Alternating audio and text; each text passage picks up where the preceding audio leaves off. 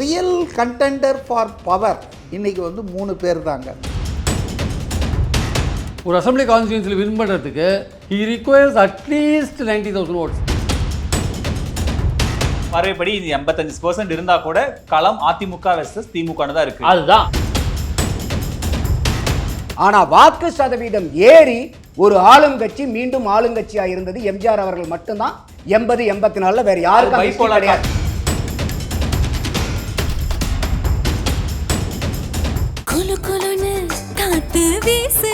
உங்கள் சத்யாவில் குளு குளு ஏசி ஆஃபர்.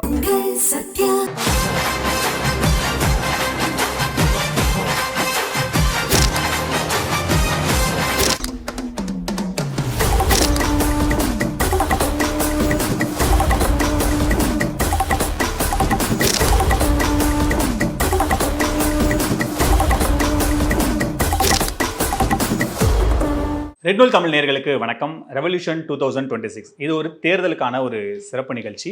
ஸோ இந்த சிறப்பு நிகழ்ச்சியில் இன்றைக்கி நம்ம என்ன தலைப்பில் பேச போகிறோம் அப்படின்னா, வரலாறு காணாத வாக்கு சதவீதம் வெற்றி யாருக்கு அப்படிங்கிற பொருளில் தான் இந்த விவாத மேடையை வந்து நம்ம கட்டமைச்சிருக்கோம். இந்த விவாத மேடையில் நம்ம கூட மூத்த பத்திரிகையாளர் திரு பிரியன் சார் நம்மோடு இணைந்திருக்கார். அரசியல் விமர்சகர் திரு சி.கே. மதிவானன் சார் நம்மோடு இணைந்திருக்கிறார். மூத்த பத்திரிகையாளர் திரு பாக்கி நம்மோடு இணைந்திருக்கிறார். அரசியல் விமர்சகர் நந்தகுமார் சார் நம்மோடு இணைந்திருக்கிறார். நால்வருக்கும் வணக்கம். நான் திரு பிரியன் சார் அவர்கள்ட்டே தொடங்கணும்னு நினைக்கிறேன். பர்சன்டேஜாக பார்க்கும்போது 85% அப்படிங்கிறது நமக்கு ஒரு பெரிய நம்பராக தெரியுது. ஆனால் அப்சல்யூட் நம்பராக பார்க்கும்போது கடந்த முறை விட ஒரு 25 லட்சம் வாக்குகள் தான் இந்த முறை கூடுதலாக இருக்குது அப்படின்ற ஒரு பார்வை இருக்குது. இந்த 25 லட்சம்ங்கிறது ஒரு பெரிய நம்பர் அப்படிங்கிற மாதிரியான ஒரு பார்வை சொல்கிறாங்க. முதல்ல இந்த வாக்கு சதவீதத்தை எப்படி பார்க்குறீங்க சார்? இல்லை, அதாவது நீங்கள் சொல்கிற மாதிரி அட் த அவுட் செட்டுன்னு ஆங்கிலத்தில் சொல்லுவாங்க. அட் த அவுட் செட் பார்க்கும்போது ஏதோ ஒரு மக்களே திரண்டு வந்து ஏதோ ஓட்டு போட்டாங்கன்ற மாதிரியான ஒரு இம்ப்ரெஷனை க்ரியேட் பண்ணாங்க. அது 85% அப்படின்னு வந்து 84-85 அப்புறம் 85% வந்து வச்சுக்கோங்களேன். ஆனால் அது when you look into டீட்டெயிலாக அதை பார்த்தீங்கன்னா வந்து அது அந்த மாதிரி ஒரு பெரிய அளவுலாம் திரண்டு வரல. அது நார்மலாக வந்து கடந்த 4 எலெக்ஷன்ஸில் பார்க்கும்போது இயல்பான ஒரு ஏற்றமாக தான் இருந்திருக்கு. இன்ஃபேக்ட் பார்த்தீங்கன்னா அந்த ஏற்றம்ன்றது பர்சன்டேஜ் வைஸ் பார்த்தீங்கன்னா குறைஞ்சி போயிருக்கு அப்படின்ற ஒரு விஷயத்தை வந்து ஒரு டீட்டெயிலாக பார்க்கும்போது ஆரம்பரை பார்க்கும்போது தெரிஞ்சுது. மீடியாக்கள் வந்து ஒரு பரபரப்புக்காக அப்படியே திரண்டு வந்து ஓட்டு போட்டாங்க, ஏதோ ஒரு மாற்றத்துக்கான ஓட்டை போட்டாங்க, இல்லை ஒரு ஏதோ ஒரு காரணத்துக்காக ஓட்டு போட்டாங்கன்னு சொல்ல வந்தாங்க ஆக்சுவலாக. பட் அது இல்லை, ஆக்சுவலாக அது இல்லைன்றதான் உண்மை. 2011 எலெக்ஷன்ஸில் நீங்கள் இந்த விஷயத்தை பார்க்கணும். அன்றைக்கே நம்ம அதை பற்றி பேசணும். ஆக்சுவலாக வந்து ரொம்ப சிம்பிளாக இதை சொல்லணுன்னா வந்து விளக்கமாக இன்றைக்கி வந்திருக்கு பேப்பரில். போன எலெக்ஷனுக்கு இந்த எலெக்ஷன் பார்த்தீங்கன்னா 2021 எலெக்ஷன்ஸ் பார்த்தீங்கன்னா 6,29,00,000 பதிவான மொத்த ஓட்டுகள். அதில் வந்து பதிவான ஓட்டுகள் வந்து 4,62,00,000. அது வந்து 73% பதிவாச்சு. 6.22 இன்க்ரீஸ் அதுக்கு முந்தின எலெக்ஷனோட. இப்போ பார்த்திங்கன்னா வந்து 2026 பார்த்தீங்கன்னா 5,73,00,000 பதிவான ஓட்டு. மொத்த ஓட்டு பதிவான ஓட்டு வந்து 4,88,00,000. பர்சன்டேஜ் பார்த்திங்கன்னா 85%. ஆனால் வந்து அது இன்க்ரீஸ் பார்த்திங்கன்னா 5.53. போன வாட்டி 6.22 இன்க்ரீஸ், இந்த வாட்டி 5.53.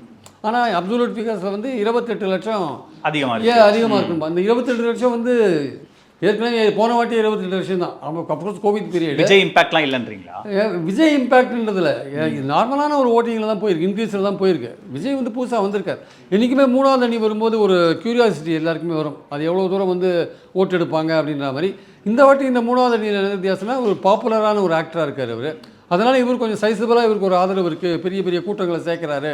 ஸோ அதிகமான ஓட்டுகள் வாங்குவார்ன்ற ஒரு எதிர்பார்ப்பு இருக்கிறதுனால அவர் பெரிய அளவில் வந்து அவருக்கு ஆதரவாக திரண்டு வந்து மக்கள் ஓட்டு போட்டிருப்பாங்க அப்படின்ற மாதிரியான அவங்க ஆதரவாளர்களும் பேசுகிறத நம்ம பார்க்குறோம். அப்சல்யூட்டாக எக்ஸாக்டாக என்ன விஷயம் நடந்தது, ஏன்னா ஏற்றம்னு பார்க்கும்போது வாக்குப்பதிவில் பெரிய அளவுக்கு ஒன்றும் கிடையாது. போன வாட்டி கம்பேர் பண்ணும்போது இந்த வாட்டி குறைஞ்சிருக்குன்றதை பார்க்குறோம் நம்ம. அதனால் அந்த ஆஸ்பெக்டில் பார்க்கும்போது இன்னும் ஒரு சின்ன உதாரணத்து மூலமாக கூட உங்களுக்கு சொல்லலாம்னு நினைக்கிறேன். அதாவது 5,73,00,000 வாக்காளர்களில் ஒரு 41% பேர் யாராக இருக்காங்கன்னு பார்த்தீங்கன்னா 40 வயசுக்குள்ளே இருக்காங்க. 2,40,00,000 பேர் இருக்காங்க. இந்த 2,40,00,000 பேர் அதில் நீங்கள் 41% பாருங்கள். அதில் 41% 40 வயசுக்குள்ளே இருக்கணும் எடுத்தீங்கன்னா ஒரு 1,98,00,000 பேர் வருவாங்க. அது 2 லட்சம்னே கூட நீங்கள் வச்சுக்கலாம். 2 லட்சத்தை நீங்கள் 234 கான்ஸ்டியூன்சிக்கு டிஸ்ட்ரிபியூட் பண்ணிங்கன்னா ஒரு கான்ஸ்டியூன்சியில் ஒரு 85,000 வாக்காளர்கள் வருவாங்க. அப்போ ஒரு கான்ஸ்டியூன்சியில் 85,000 வாக்காளர்னா 85,000 பேர் 40 வயசு கீழே இருக்கிறனாலுமே விஜய் ஓட்டு போட மாட்டான். அதில் பாதியே கொடுத்துட்றேன் அவருக்கு 42,000 ஓட்டே கொடுத்துறேன் அவருக்கு. அவர் 42,000 ஓட்டே வாங்கலாம். அவருக்கு எக்ஸஸ் இன்னொரு 10,000 40 வயசுக்கு மேலே போடுறவங்க ஒரு 10,000 கொடுத்துறேன். 42 + 52 வரையும் கொடுத்துறேன் சார் அவருக்கு. அப்படியே அவர் வின் பண்ண முடியாது. அப்படியும் ஹீ கேனாட் வின். ஏன்னா ஒரு அசம்பிளி கான்ஸ்டியூன்சியில் வின் பண்ணுறதுக்கு he requires at least 90,000 votes. ஆனா சார் இந்த எஸ்ஐஆருக்கு அப்புறம் 3 கார்னர் ஃபைட் இவ்வளோ டஃப்பாக இருக்கும்போது நீங்கள் 60,000 65,000 ஓட்டு இருந்தாலே இந்த முறை வின் பண்ணிடலாங்கும் போது நீங்கள் சொல்கிற நம்பர் ஆல்மோஸ்ட் நெருக்கி வெற்றி கோட்டை தொடர மாதிரில இருக்கு. இல்லை 2 லட்சம் 2 லட்சம் வரை ஒரு கான்ஸ்டியூன்சியில் இருக்கும். ஸோ இந்த ஃபஸ்ட்டு போஸ்ட் பாஸ்ட்னு சொல்கிறாங்கல்ல, அந்த ஃபஸ்ட்டு போஸ்ட் பாஸ்ட்டுக்கே நீங்கள் 90,000 தொட வேண்டியிருக்கும் கண்டிப்பாக. அதனால் இந்த 62,000 தொட்டாலும், இந்த 62,000 யாருக்குன்னா கூட நான் ஒரு ஓவராலாக வந்து ஜெனரஸான பெருந்தன்மையான கணக்கு. ஆனால் இந்த 62,000 வந்து எல்லா கேண்டிடேட்டும் வாங்குவானா? தாவேக்காலாம் வாங்க மாட்டான். அதில் முதல்ல ஒரு 10 பேர் இருக்காங்க பார்த்தீங்களா, புஷி ஆனந்த், ஆதவ் அர்ஜுனா, இந்த மாதிரி ஆட்கள் ஒரு 60 தொடர்றதுக்கு வாய்ப்பு இருக்குது. ஒரு முகம் விஜய் வந்து ஒரு வெற்றி கோட்டை கூட விஜய் தொடுவார். ஆனால் மெஜாரிட்டி அது 200 தாவேக்கா வேட்பாளர்கள் அவங்க 40 தாண்டினாலே பெரிய விஷயம். இது என்னோட கருத்து. இதில் டிஸ்பியூட் பண்ணுறவங்க நிறைய பேர் இருக்கலாம், அது அவங்க உரிமை. அது என்னுடைய கருத்து. தாவேக்கால இருக்கிற ஒரு 10 வேட்பாளர்கள் தவிர நான் சொன்ன மாதிரி 60 தொடக்கூடியவங்க ஒத்தரை வெற்றி கோட்டை தொடலாம். மற்ற 200 வேட்பாளர்கள் கிட்டத்தட்ட 40,000க்கு மேலே அவங்க தாண்ட முடியாது என்பது என்னுடைய உறுதியான கருத்து. இதில் சேஞ்ச் இருந்தால் எனக்கு ஒன்றும் ஆச்சரியம் இல்லை. என்னுடைய கருத்து இது. 40,000க்கு மேலே தாண்ட முடியாது. அதனால் வந்து மக்கள் திரண்டு வந்து ஓட்டு போட்டாங்க விஜய் வந்ததுனால, அது ஒரு மித், அது ஹைப். அது ரெண்டாவது வந்து அவர் வின் பண்ணிடுவார், ஆட்சியை பிடிப்பார், மந்திரி சபை அமைப்பார், அதுவும் வந்து சந்தேகத்துக்குரிய ஒரு விஷயமா இருக்குது. ஆனால் என்னென்னா சைசபிள் ஓட் பர்சன்டேஜ் எடுப்பார். சைசபிள் அதை யாரும் டினை பண்ணவே இல்லை. 20% கண்டிப்பாக தொடுவார். அது தொடர்றது என்னன்னா அவருக்கு அடுத்த எலெக்ஷன் அட்வான்டேஜாக இருக்கும். அவர் தலைமையில் ஒரு கூட்டணி அமைக்கிறதுக்கும் எதிர்கால அரசியலை கட்டமைக்கிறதுக்கும் அவருக்கு ரொம்ப சௌரியமாக இருக்கும். இந்த எலெக்ஷன் விஜய் எலெக்ஷன் கிடையாது சார். அவர் ஆட்சிக்கு வரதுக்கான வாய்ப்பே கிடையாது. அந்த ஓட் பர்சன்டேஜ் காமிக்கிறதுக்கான வாய்ப்புகள் இருக்கு. ஓகே, மதிவாணன் சார், சார் வந்து எந்த இம்பாக்டும் கிடையாது, இது அவருக்கான தேர்தல் இல்லைன்னு ஒரு இடத்துல வந்து அந்த விவாதத்தை வந்து முடிச்சிருக்காரு. உங்களுடைய பார்வை எப்படி இருக்கு? இந்த 85% விஜயோடைய அலைதானா? நீங்க எப்படி பாக்குறீங்க? நான் வந்துங்க பிரியன் சார் சொன்னதுலேருந்து முழுமையாக வேறுபடுறீங்க. ஆமாம், இந்த மயிர் பிளக்கும் வாதங்கள் இப்போ நம்ம தேவையே இல்லை. அதாவது ஓட்டு போட்டாங்க, 4ஆம் தேதி எடுக்க போகிறாங்க. Let us wait for another 9 days. அதனால் யாரோ இம்ப்ரெஷனை கிரியேட் பண்ணுறதாங்க, ஹைப்பு கிரியேட் யார் கிரியேட் பண்ணுறாங்க? இதெல்லாம் இட்டுக்கட்டிய வாதங்கள். நம்ம கண் முன்னால் பார்த்தோம். ஆப்வியஸ். அன்னைக்கு வந்து இளைஞர்கள் 23ஆம் தேதி எப்படி வந்து ஓட்டு போட்டாங்க, 12 மணி நிலவரத்தில் எவ்வளோ ஓட்டு, போன வருஷம் எவ்வளோ, அதுக்கு முந்தின எவ்வளோ இருக்குது, அது அப்சல்யூட் எவ்வளோ, அதாவது பர்சன்டேஜ் நமக்கு பிரச்சனையாக இருக்குதுன்னு ஒன்றும் அதை உடனே வந்து அப்சல்யூட்டில் போனாங்க. ஒரு கேள்வி கேட்டீங்க இல்லை, 25 லட்சம் அப்சல்யூட் ஓட்டு வந்து அதிகரிச்சிருக்கு. போன முறை அதிமுகவை வென்றெடுக்க திமுகவுக்கு எவ்வளோ வித்தியாசம் வாக்குகள் கிடைச்சது? ஹார்ட்லி 1.5 lakhs தான். ஸோ 25 லட்சம்ன்றது வந்து ரொம்ப ஜாஸ்திங்க. அதனால் ஆட்சி மாற்றம் நிகழப்போகிறது.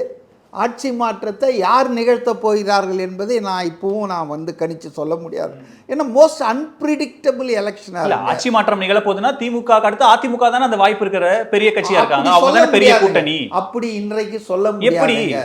இல்ல அப்படி சொல்ல முடியாது. ஏன்னா 3 பேர் இருக்காங்க, 3 பேர் பிளேயர்ஸா இருக்காங்க. இதுவரையில நம்ம 67லேருந்து 77 வரைக்கும் டியூவல் ஃபைட்டு தான், அதாவது 2 முனை தேர்தல் தான் நடக்கும்.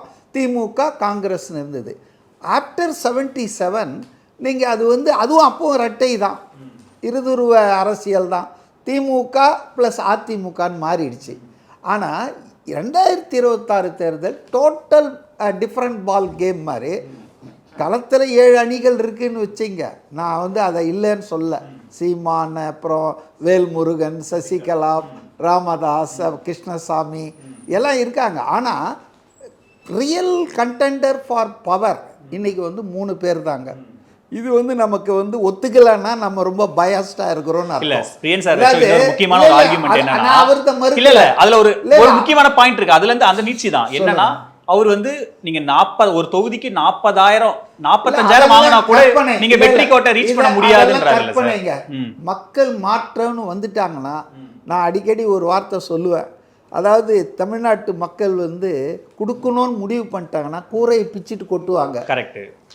துரத்தணும்னு நினைச்சா கோமணத்தை இழுத்துட்டு துரத்துவாங்க. இல்ல, அந்த கூரையை பிச்சுட்டு கொட்டது கடந்த காலங்கள்ல அதிமுக தான் கொட்டி இருக்கு. ஆனா நீங்க அதிமுகவை சீன்லயே வைக்க மாட்டீங்க. இல்ல இன்னைக்கு அதிமுக என்பது எம்ஜிஆர் காலத்து அதிமுகவோ ஜெயலலிதா காலத்து அதிமுகவோ இல்லை. இது எடப்பாடி காலத்து அதிமுக. மச் வீக்கெண்டு ஸ்பிளிட் ஆகிருக்கு.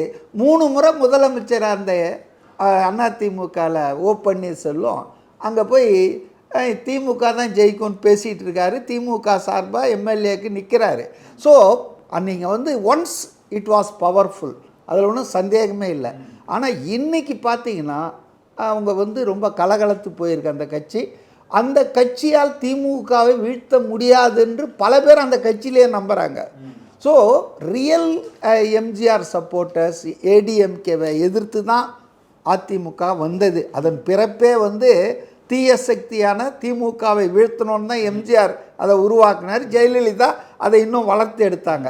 ஆனால் after Jayalalithaa a sea change has taken place. லீடர்ஷிப்லேயே பார்த்தீங்கன்னா ஆளுமை இல்லை, யாருமே ஒருத்தரை ஏற்றுக்கல. அதனால பப்ளிக் பர்செப்ஷன் ஆளுமை இல்லங்கிறது நம்ம எப்படி அந்த முடிவுக்கு வரோம் நான் சொல்றேன். திமுக எதிர்ப்பு பண்றதுக்கு இந்த ஆள் சரியான ஆளுன்னு மக்கள் உணரல. அதனால தான் 10 தோல்வி பழனிசாமி ஆயிட்டாரு. அதனால நான் வந்து இப்போவும் சொல்றேன், நான் அதை வந்து அதுக்காக ஒண்ணுமே இல்லைன்னா சொல்லல. 3 கண்டெண்டரில் ஏடிஎம்கே இருக்கு. இந்த 3 பேர் மும்முனை போட்டி தான் இருக்கு. ஸோ விஜயை பற்றி நமக்கு யாருக்கும் எதுவும் பாஸ்ட் ஹிஸ்ட்ரி தெரியாது. அதனால தான் நீங்கள் பார்த்தீங்கன்னா நேஷ்னல் மீடியாவிலேருந்து ரொம்ப சீனியர் ஜேர்னலிஸ்ட் கூட என்ன எழுதுகிறாங்கன்னா, மோஸ்ட் அன்பிரிடிக்டபிள் எலெக்ஷன் ஆகிப்போச்சு இந்த வாட்டி தமிழ்நாடு எலெக்ஷன். ஏன்னா ஒரு எக்ஸ்பெக்டராக விஜய் வந்து நுழைஞ்சிருக்காரு. நான் வந்து அவர் சொன்ன பல கருத்துக்களை மறுத்தாலும் அவருக்கு உண்டான அந்த ஓட்டு வந்து இருக்குது, அப்படி கணிசமான ஓட்டை வாங்குவார் அப்படின்லாம் சொன்னார் இல்லையா, அதெல்லாம் நான் வந்து ஏற்றுக்கிறேன். ஏன்னா விஜயகாந்த் வந்துங்க டெபுவில் பார்த்தீங்கன்னா அவர் மட்டும்தான் ஜெயித்தார் விருதாச்சலத்தில், 8% வாங்கினார். இன்றைக்கி வந்து விஜய் 2 வருஷம் தான் ஆச்சு கட்சி தொடங்கி. அவர் வந்து நிச்சயமாக இவரை பிரியன் மாதிரி ஆட்களில் சொல்கிறாங்க 20% தாண்டுவார்னு சொல்லிட்டு. நான் வந்து அப்படிலாம் 20%லாம் அவரை ரிஸ்ட்ரிக்ட் பண்ண விரும்பலை. 40% வரைக்கும் கூட போவார்ன்றாங்க. பட் ஐ எம் நாட் 40% ஆட்சி பிடிக்கணும். ஆமாம், ஐ எம் நாட் ஷூர் ஆட்சி பிடிப்பார் நம்புறீங்களா? நான் வந்து யாரு ஜெயிப்பாங்கன்றதே இல்ல. 40%னா ஆட்சி சார், 40%னா ஆட்சி மாற்றம். ஆட்சி 3 முனை போட்டியில, 3 முனை போட்டியில திமுகவுக்கு எதிர்ப்பான மனநிலை பலமா இருக்குங்க. கரெக்ட். மாற்றம் வேண்டும். இப்போ உதாரணத்துக்கு நான் ஒன்றே ஒன்று சொல்கிறேங்க, 2 விஷயம் சொன்னால் உங்களுக்கு தெளிவாகிடும். இப்போ ஜூனியர் விகடன் வந்து நீண்ட காலமாக அவங்க வந்து சர்வேலாம் எடுத்து தேர்தலுக்கு முன்னால் கணிப்புகள் வெளியிடுறாங்க. அது அவங்க கருத்து, நம்ம அதை ஒத்துக்கணும் உடன்படணும்னு சொல்ல. அவங்க பல கணிப்புகளில் ஒரு 2 முக்கியமான கணிப்பு, ஒரு சட்டமன்ற தேர்தல்னா 2 key questions had to be answered. ஒன்று, who is your next CM, who is a preferable CM candidate. ஒரு கேள்வி கண்டிப்பாக வரும், தொகுதி வேட்பாளர் இதெல்லாம் விட்டுருங்க. ஆனால் 2வது கேள்வி என்னென்னா, ஒரு கவர்மெண்ட் இருக்கும்ல, வேக்கும்பில் ஒன்றும் தேர்தல் நடக்கிறது இல்லை. ஒரு கவர்மெண்ட்டின் பவர் இருக்கும், அது தொடரணுமா அல்லது வேறு ஏதாவது மாற்றணுமான்னு சொல்லி அது ஒரு கீ கொஸ்டின். இந்த 2 கொஸ்டினுக்கு அந்த சர்வேல சொன்னது என் கருத்து இல்லை. 44% பேர் விஜயை அடுத்த முதலமைச்சராக விரும்புகிறாங்க. சரி, இப்போ இருக்க ஸ்டாலினை எவ்வளோ பேர் விரும்புகிறாங்க பார்த்தா 28%. முன்னாள் முதலமைச்சராக இருந்தவரை பார்த்தா 25% எடப்பாடி. இப்போ இவங்க எடப்பாடிக்கும் ஸ்டாலினுக்கும் என்ன அட்வான்டேஜ்னா, ஸ்டாலின் 5 வருஷம் டெப்டி சிஎம்மாக இருந்திருக்காரு, 5 வருஷம் சிஎம்மாக இருந்திருக்காரு, 9 வருஷம் இந்த மாநிலத்தை ஏதோ வகையில் ஆண்டிருக்காரு. இவர் ஜெயலலிதா மறைவுக்கு பிறகு எடப்பாடி ஒரு 4 வருஷம். ஆனால் இவர் வந்து டோட்டல் நியூ. இவரை 44% விரும்புகிறாங்கன்னு சொல்லி அந்த கருத்து கணிப்பில் சொல்லியிருக்காங்க. இது மட்டும் இல்லை, நிறைய சொல்லியிருக்காங்க. அதே போல் ஆட்சி மாற்றம் தேவையா வேணுமான்னு கேள்விக்கு ஆம் மாற்றம் வேண்டும்னு 62% ஓட்டு போட்டிருக்காங்க. ஓகே, புரியுதுங்களா? 38% தான் இப்போ இருக்கிற ஆட்சியை தொடரலாம்னு சொல்லியிருக்காங்க. இப்போ அஜித்குமார் சொல்லவே இல்லை, நோ நீட் ஃபார் சேஞ்சுலாம் சொல்லவே இல்லை. ஆனால் அதை ஒரு நிமிஷம், அதை வந்து ஒரு செய்தியாளர் வந்து முதலமைச்சர்கிட்ட கேட்கும்போது முதலமைச்சர் என்ன சொல்லியிருக்கணும்னு நான் நினைக்கிறேன்னா, அவர் வந்து அப்படி சொல்லியிருக்காரா, நான் வெரிஃபை பண்ண நான் பார்க்கலைங்க, நான் அப்புறம் நல்லா தானே சொல்லியிருக்காரு, சரியா தானே சொல்லியிருக்காரு. ஆனால் கடைசியில் ஏங்க செய்தியாளர் என்ன ஒன்றா கேட்பான், you R A responsible CM, நீங்கள் வந்து ஓகே நான் செக் பண்ணுறேங்க நான் பார்க்கலைங்கன்னு சொல்லணும். ஏன்னா யாருக்குமே அதை காட்டல அவர் வந்து. ஆனால் இன்னும் சில நிமிடங்கள் என்ன சொல்கிறாங்கன்னா, அஜித்குமார் வந்து அப்படி சொல்லவே இல்லை, அதை மறுத்துட்டாருனாங்க.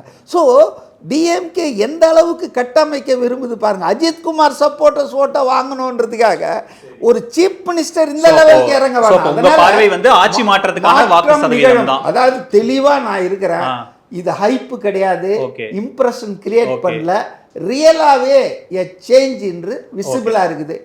ஒரு சின்ன உதாரணம் நான் சொன்னதுக்கு இது சொல்ல வேண்டியது. சொல்லுங்க டக்குன்னு. அதிக யார் முதலமைச்சர் கேண்டிடேட் அடுத்துன்றதுக்கு 44% சொன்னாங்க. ஆட்சி மாற்றம் வேண்டும் விரும்புகிறீங்கன்னா 62% சொன்னாங்க.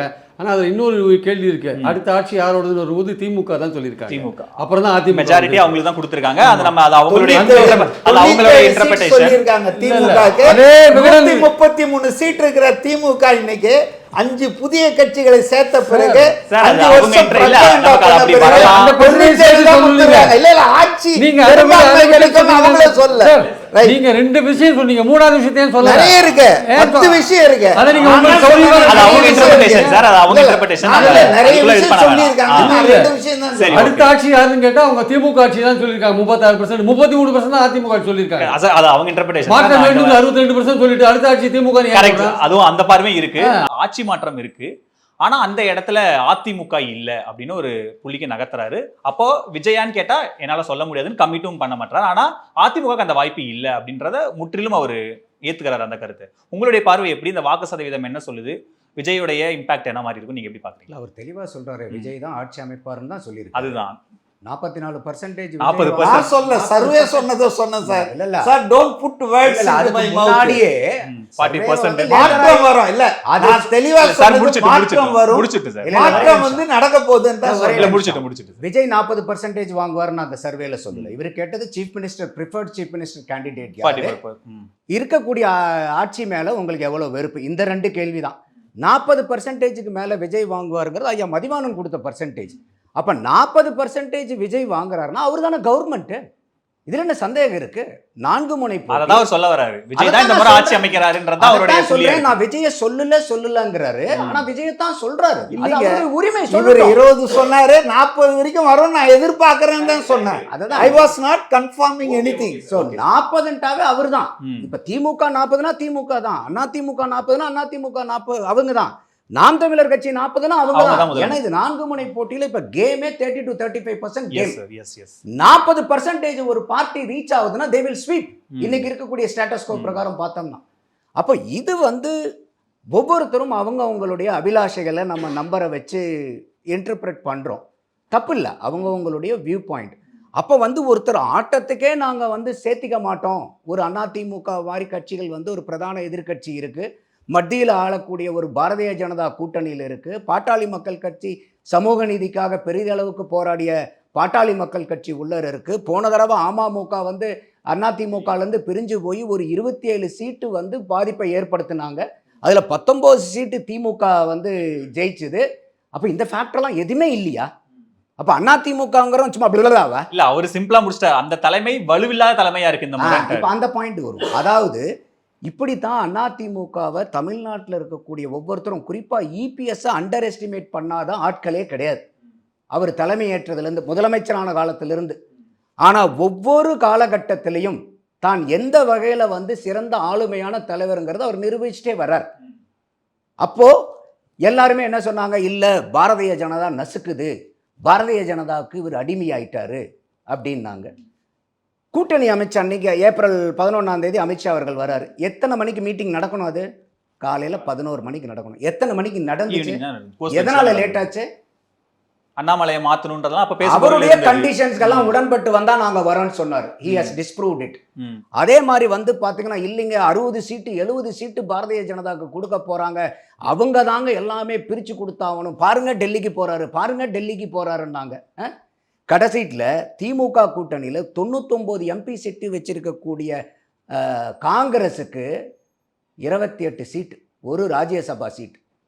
வெறும் 2021 2 லட்சம் வாக்கு மட்டும் வாங்கி 60 சீட்டு நின்ன தேமுதிகக்கு வெறும் 2 இடத்துல தான் 3வது இடம் வந்தாங்க.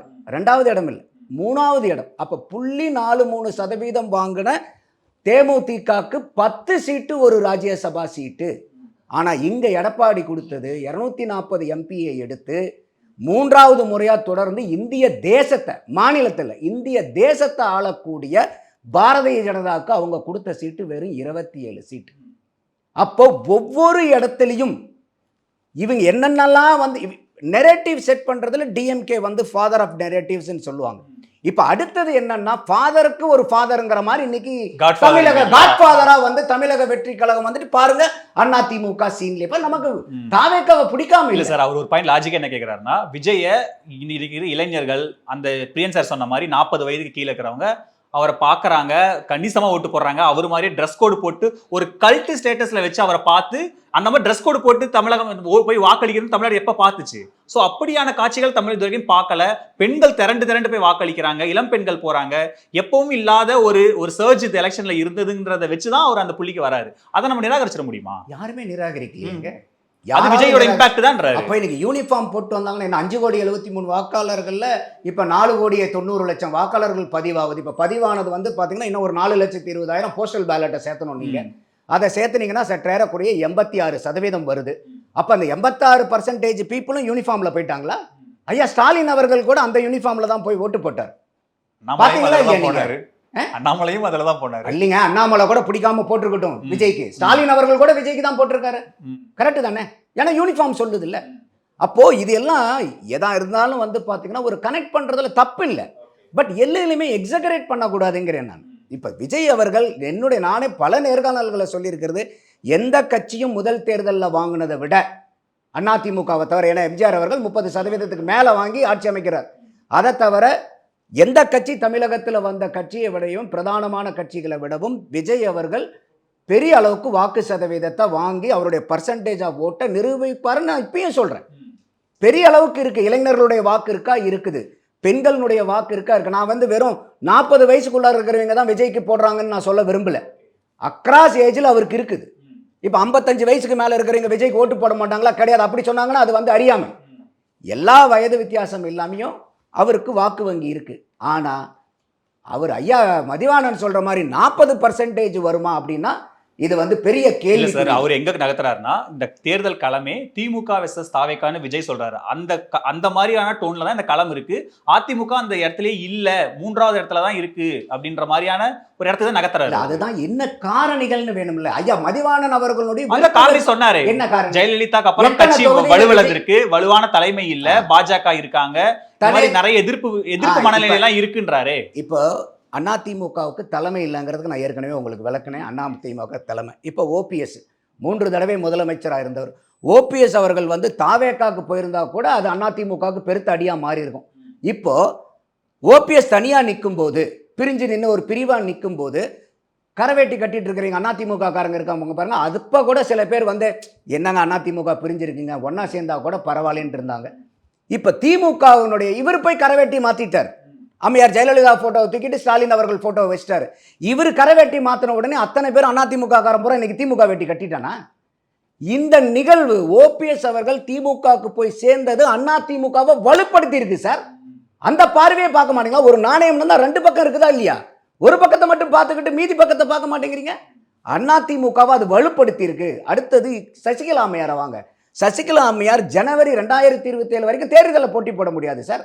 ஐயா ராமதாஸ் அவர்களோட கூட்டணி வச்சு ஓகே 234 தொகுதியிலையும் பிரதானமாக போட்டி போட்டாங்கன்னா கூட பரவாயில்ல, நம்பிக்கையா இருந்து அக்காவுடைய ஆட்சியை கொண்டு வர்றதுக்கு தங்கச்சி முயல்றாங்கன்னு எல்லாருமே நினைச்சிருப்பாங்க. எத்தனை தொகுதி சார் நின்னாங்க அவங்க? 120 சீட்டு சார். அதான் அது குறிப்பா அந்த வடமாவ அவங்களுடைய நோக்கம் என்ன சார்? அதிமுகவை ஆட்சிக்கு வைக்க கூடாதுங்கிறது அவங்களுடைய நோக்கம். அப்ப அதிமுகவை ஆட்சிக்கு வர வைக்க கூடாதுன்னா சசிகலா அம்மையாருடைய நோக்கம் விஜய வர வைக்கணுங்கிறதா? திமுகவை வர வைக்கணுங்கிறது. அப்ப அந்த இடத்துலையும் கரவேட்டி கட்டி இருக்கக்கூடிய ஆட்கள். ஏன்னா 2021 டிடிவி தனியா நிற்கிறார். அப்ப சசிகலாவுடைய ஆதரவும் டிடிவிக்கு உண்டப்ப. அப்படி இருக்கும்போது 2.65% எடுத்தாங்க. அவருடைய இதில் வந்து 27 தொகுதி பாதிப்பாச்சுன்னு சொன்னேன். அப்போ இன்னைக்கு வந்து சசிகலா அம்மையார் வந்து தனியா போய் இன்னைக்கு அதிமுகவை தோக்கடிக்கணுங்கிறது மட்டும் கரவேட்டி கட்டிக்கிறவன் பார்க்க மாட்டான். அதிமுக தோத்தா திமுக வரும்பா அப்படிங்கிறத அவன் பார்ப்பான். அப்போ பரவாயில்லன்னு சசிகலா அம்மையாருக்கு போடுவாங்களா இல்ல வந்து அதிமுகவுக்கு போடுவாங்க? அப்போ அம்மையார் சசிகலா எடுத்த அப்படி விஜய ஜெயிக்க வைக்கணுங்கிறது தான் நோக்கம் கூட ஐயா மதிவாணன் அவர்கள் சொல்லலாம். அப்படி அந்த நோக்கம் இருந்திருந்தா அவங்க நேரடியாக வந்து விஜய் கூட கூட்டணியே வச்சிருக்கலாமே. அவங்க நிக்க வைக்கிற சீட்ல போற எல்லாத்தையுமே ஜெயிக்க வைக்கலாமே. அப்போ அவங்களுடைய நோக்கம்னு பார்க்கும்போது அந்த உள்நோக்கத்தை வாக்காளர்கள் பார்க்க மாட்டாங்களா சார்? அப்ப எல்லாருமே வந்து இந்த சாதிக்காரங்க அங்க போயிட்டா உடனே இந்த சாதிக்காரங்க பூரா அங்க போய் போட்டுருவாங்களா? அப்படி பார்த்தா ஓபிஎஸ் திமுகவில் இருக்கிறாரு, இவருங்க தனியா போராடுறாங்க, டிடிவி அண்ணா திமுகவில் இருக்காங்க. அப்ப எத்தனை பக்கம் போவாங்க? அப்ப உங்க பார்வைப்படி ஆட்சி மாற்றத்துக்கான தேர்தல், ஆனா அந்த இடத்துல அதிமுக தான் அந்த மாற்றத்தை உருவாக்க போகுதுங்க. காரணம் என்னன்னு கேட்டீங்கன்னா, நம்ம வந்து தரவுகளினுடைய அடிப்படையில் பேசணும், விருப்பத்தினுடைய அடிப்படையில் பேசக்கூடாது. அப்போ தரவுகள் குறைஞ்சபட்ச டேட்டாவோட தான் எல்லாரும். தரவுகள் என்ன சொல்லுதுன்னா, போன தடவை நடந்த தேர்தல்ல 39 சீட்டு வெறும் 5000 வாக்குக்கு கீழே வெற்றி மார்ஜின், 10,000 வாக்குக்கு கீழே அனதர் 30. அப்ப 69 சீட்டு வந்து பாத்தீங்கன்னாக்கா வெறும் 10,000 வாக்கு வித்தியாசத்துக்கு கீழே, 30,000 வாக்குக்கு கீழே 185 தொகுதிகள் வருது. அப்போ இதுல 66 தொகுதி அதிமுக ஜெயிக்குது, 121 தொகுதி திமுக ஜெயிக்குது. இப்ப விஜய் அவர்கள் 15 to 20% ஐயா மதிவானன் சர்வேவை சொன்னாரு. நீங்க எத்தனை சர்வே எடுத்தீங்கனாலும் 15 to 20% சொல்றாங்க சார். நீங்க இன்னும் கூட போய் ஒரு 25 வைங்க, போகட்டும். அவர் அலை இருக்குது, வரட்டும், வர்றதுல பிரச்சனைகள் இல்லை. அந்த இடத்துல தான் பிரியன் அவர்கள் கேட்கக்கூடிய கேள்வி என்னன்னா, அவர் 25% வந்தாலும் வெற்றி வாய்ப்பு கிடைக்குமா? ஓகே, அப்போ இந்த இடத்துல விஜய் எடுக்கக்கூடிய வாக்குகள் என்ன வாக்குகள்ங்கிறதா இப்ப அடுத்த சுற்றுல பேசுவோம். முதல் கட்ட பார்வையா நான் எடுத்துக்கிறேன். நாங்க வந்து டிவி கேக்கும் டிஎம்கேக்குங்கிறது இவர் விஜய் அவர்கள் செஞ்ச நெரேட்டிவ். அது அரசியல் ரீதியா ஒரு கேம்பெயின்ல ஒவ்வொரு கட்சியும் செய்ய வேண்டிய விஷயம். அதுல வந்து ஏங்க இவர், நானே பல தடவை சொல்லியிருக்கேன், ஏங்க இவர் அதிமுக பத்தி பேச மாட்டேங்கிறாரு? விஜய் பேசணுங்கிற அவசியம் இல்லை, ஆனா அது வந்து அவங்களுடைய பொசிஷனிங் ஸ்டேட்மெண்ட். அப்ப அந்த பொசிஷனிங் ஸ்டேட்மெண்ட்னாலேயே அதிமுக களத்திலே இல்லைன்னா, இன்னொரு ஒரே ஒண்ணு, அதிமுகவை பொறுத்த வரைக்கும் சார் சோசியல் மீடியால big zero sir, big zero. ஆனா இன்னைக்கு தாவேகாவை பொறுத்த வரைக்கும் சோசியல் மீடியாவில் they have overtaken DMK. Okay, அப்போ இன்னைக்கு தாவேகாங்கிறது it is a very loudest எங்க சோசியல் மீடியால. அப்ப நம்ம சோசியல் மீடியால பார்க்கும்போது பூரா இப்ப வந்து போட்டு போடுறீங்க எல்லாருமே பாருங்க, இந்த ரீல்ஸ் போடுறதெல்லாம் யார் சார் போடுறாங்க? போட்டு வந்தானே போடுறாங்க. யார் போடுறாங்கன்னு கேக்குறேன். யங்ஸ்டர்ஸ் தான் போடுறாங்க, அவ்வளவுதான். அப்போ இப்ப அதிமுகக்கு இந்த யங்ஸ்டர்ஸ் ஓட்டு இருக்கா? கிடையாது. அப்போ இன்னைக்கு அவங்க, அதனால தான் நான் சொல்ல வந்தேன், இப்ப அடுத்த கரெக்ட், நீங்க விஜய் யார் வாக்கை எடுக்க போறாரு, ஓட்டை எடுக்க, கரெக்ட். அது அடுத்த கேள்வியா இருக்கு. இவருடைய முதல் கட்ட பார்வையை நான் வாங்கிட்டு வந்தேன், அதுக்கப்புறம் இந்த புள்ளியில இருந்து அடுத்த தொடங்கும். சார், உங்களுடைய முதல் கட்ட பார்வை என்ன சார், இந்த 85% ஓட்டு? முதல்ல நீங்க வரலாறு காணாத வாக்கு சதவீதம் யாருக்கு வெற்றின்னு கேட்டிருக்கீங்க. முதல்ல வெற்றி தேர்தல் ஆணையத்துக்கு. ஓகே, இவன் இந்த முறை வந்து எந்த விதமான பெரிய ஃப்ளா இல்லை. சில கிராமங்கள் வாக்குப்பதிவை புறக்கணிச்சிருக்காங்க.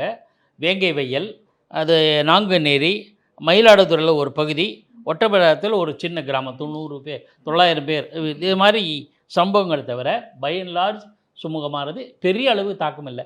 தமிழ்நாட்டில் மட்டும் இல்லை, மேற்கு வங்கத்தையும் சேர்த்து சொல்லும். ஏன்னா மேற்கு வங்கம் எப்போவுமே பல சென்சிட்டிவ் ஏரியாக்கள் நிறைய இருக்கும், ஏதாவது வெட்டு குத்து கொலை எல்லாம் இருக்கும். அதெல்லாம் அதிக அளவில் இல்லைன்னு சொல்லலை, ஜீரோ கிடையாது, ஆனால் எதிர்பார்த்த அளவு இல்லை. இது ரெண்டுத்துக்கு விட்டுருவோம், மேற்கு வங்கத்தை தமிழ்நாட்டுக்கு வரும். இந்த முறை வந்து இப்போ பல லட்சம் பேர் வாக்கு புதுசாக போட்டிருக்காங்கன்றது ஒவ்வொரு தேர்தலும் போது எந்த அளவுக்கு எண்ணிக்கை உயருமோ புதிய வாக்காளர், அதே அளவுக்கு கொஞ்சம் கூடுதலாக பதிவாயிருக்கு. அதிகமாக இளைஞர்கள் வாக்குப்பதிவு செய்திருக்கார். ஸோ இளைஞர்கள் என்னோட விஜய் அப்படிங்கிற எண்ணம் வரும். 93 திராவிட முன்னேற்ற கழகத்தை எதிர்த்து மறுமலர்ச்சி திமுக அப்போ உருவாகலை, நான் தான் திமுகன்னு சொன்னவர் வைகோ. நான் கண்கூட பார்த்துருக்கேன், பல கல்லூரிகளில் திமுக அணி மாணவர்கள் கொத்த மதிமுக அணியாக மாறினாங்க. பிறகு அவர் மதிமுக ஆரம்பித்த பிறகு இது அப்போ இளைஞர்கள் மத்தியில் வைகோ ஒரு எழுச்சி நாயகனாக இருந்தார். 1993 96 எலெக்ஷன் என்ன முடிவு வந்தது? கலைஞர் தான் வெற்றி பெற்றாரு. ஏன்? திமுகவுக்கு எதிர் என்றால் அதிமுக, அதிமுகவுக்கு எதிர் என்றால் திமுக. இதே மைண்ட் செட் இப்போ நேற்று வரல, 1977 வந்தாச்சு சார். 72 இல்லை வரும்.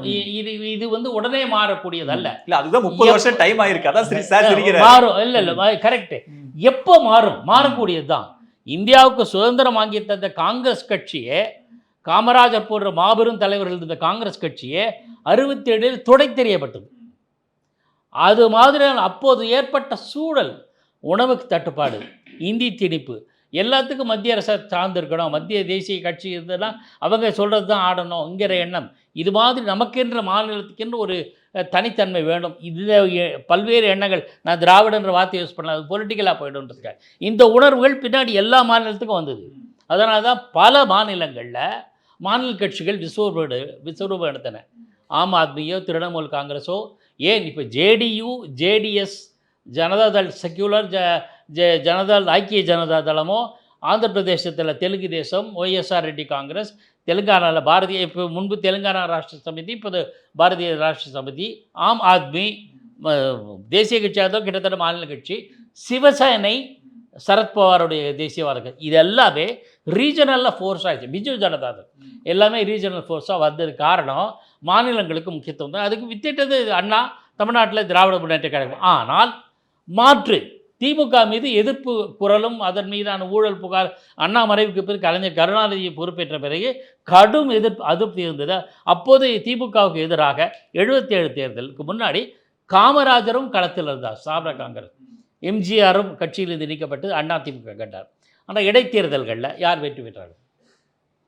ஸோ இந்த மாநில கட்சிக்கு எதிராக அந்த மாநில கட்சி, உங்க பார்வைப்படி 85% இருந்தா கூட களம் அதிமுக வெர்சஸ் திமுக தான் இருக்கு. அதுதான், வேற எந்த இம்பாக்டும் இல்லை. ஏன்னா இதுக்கு சப்ஸ்டான்ஷியேட் பண்ணணுமில்ல.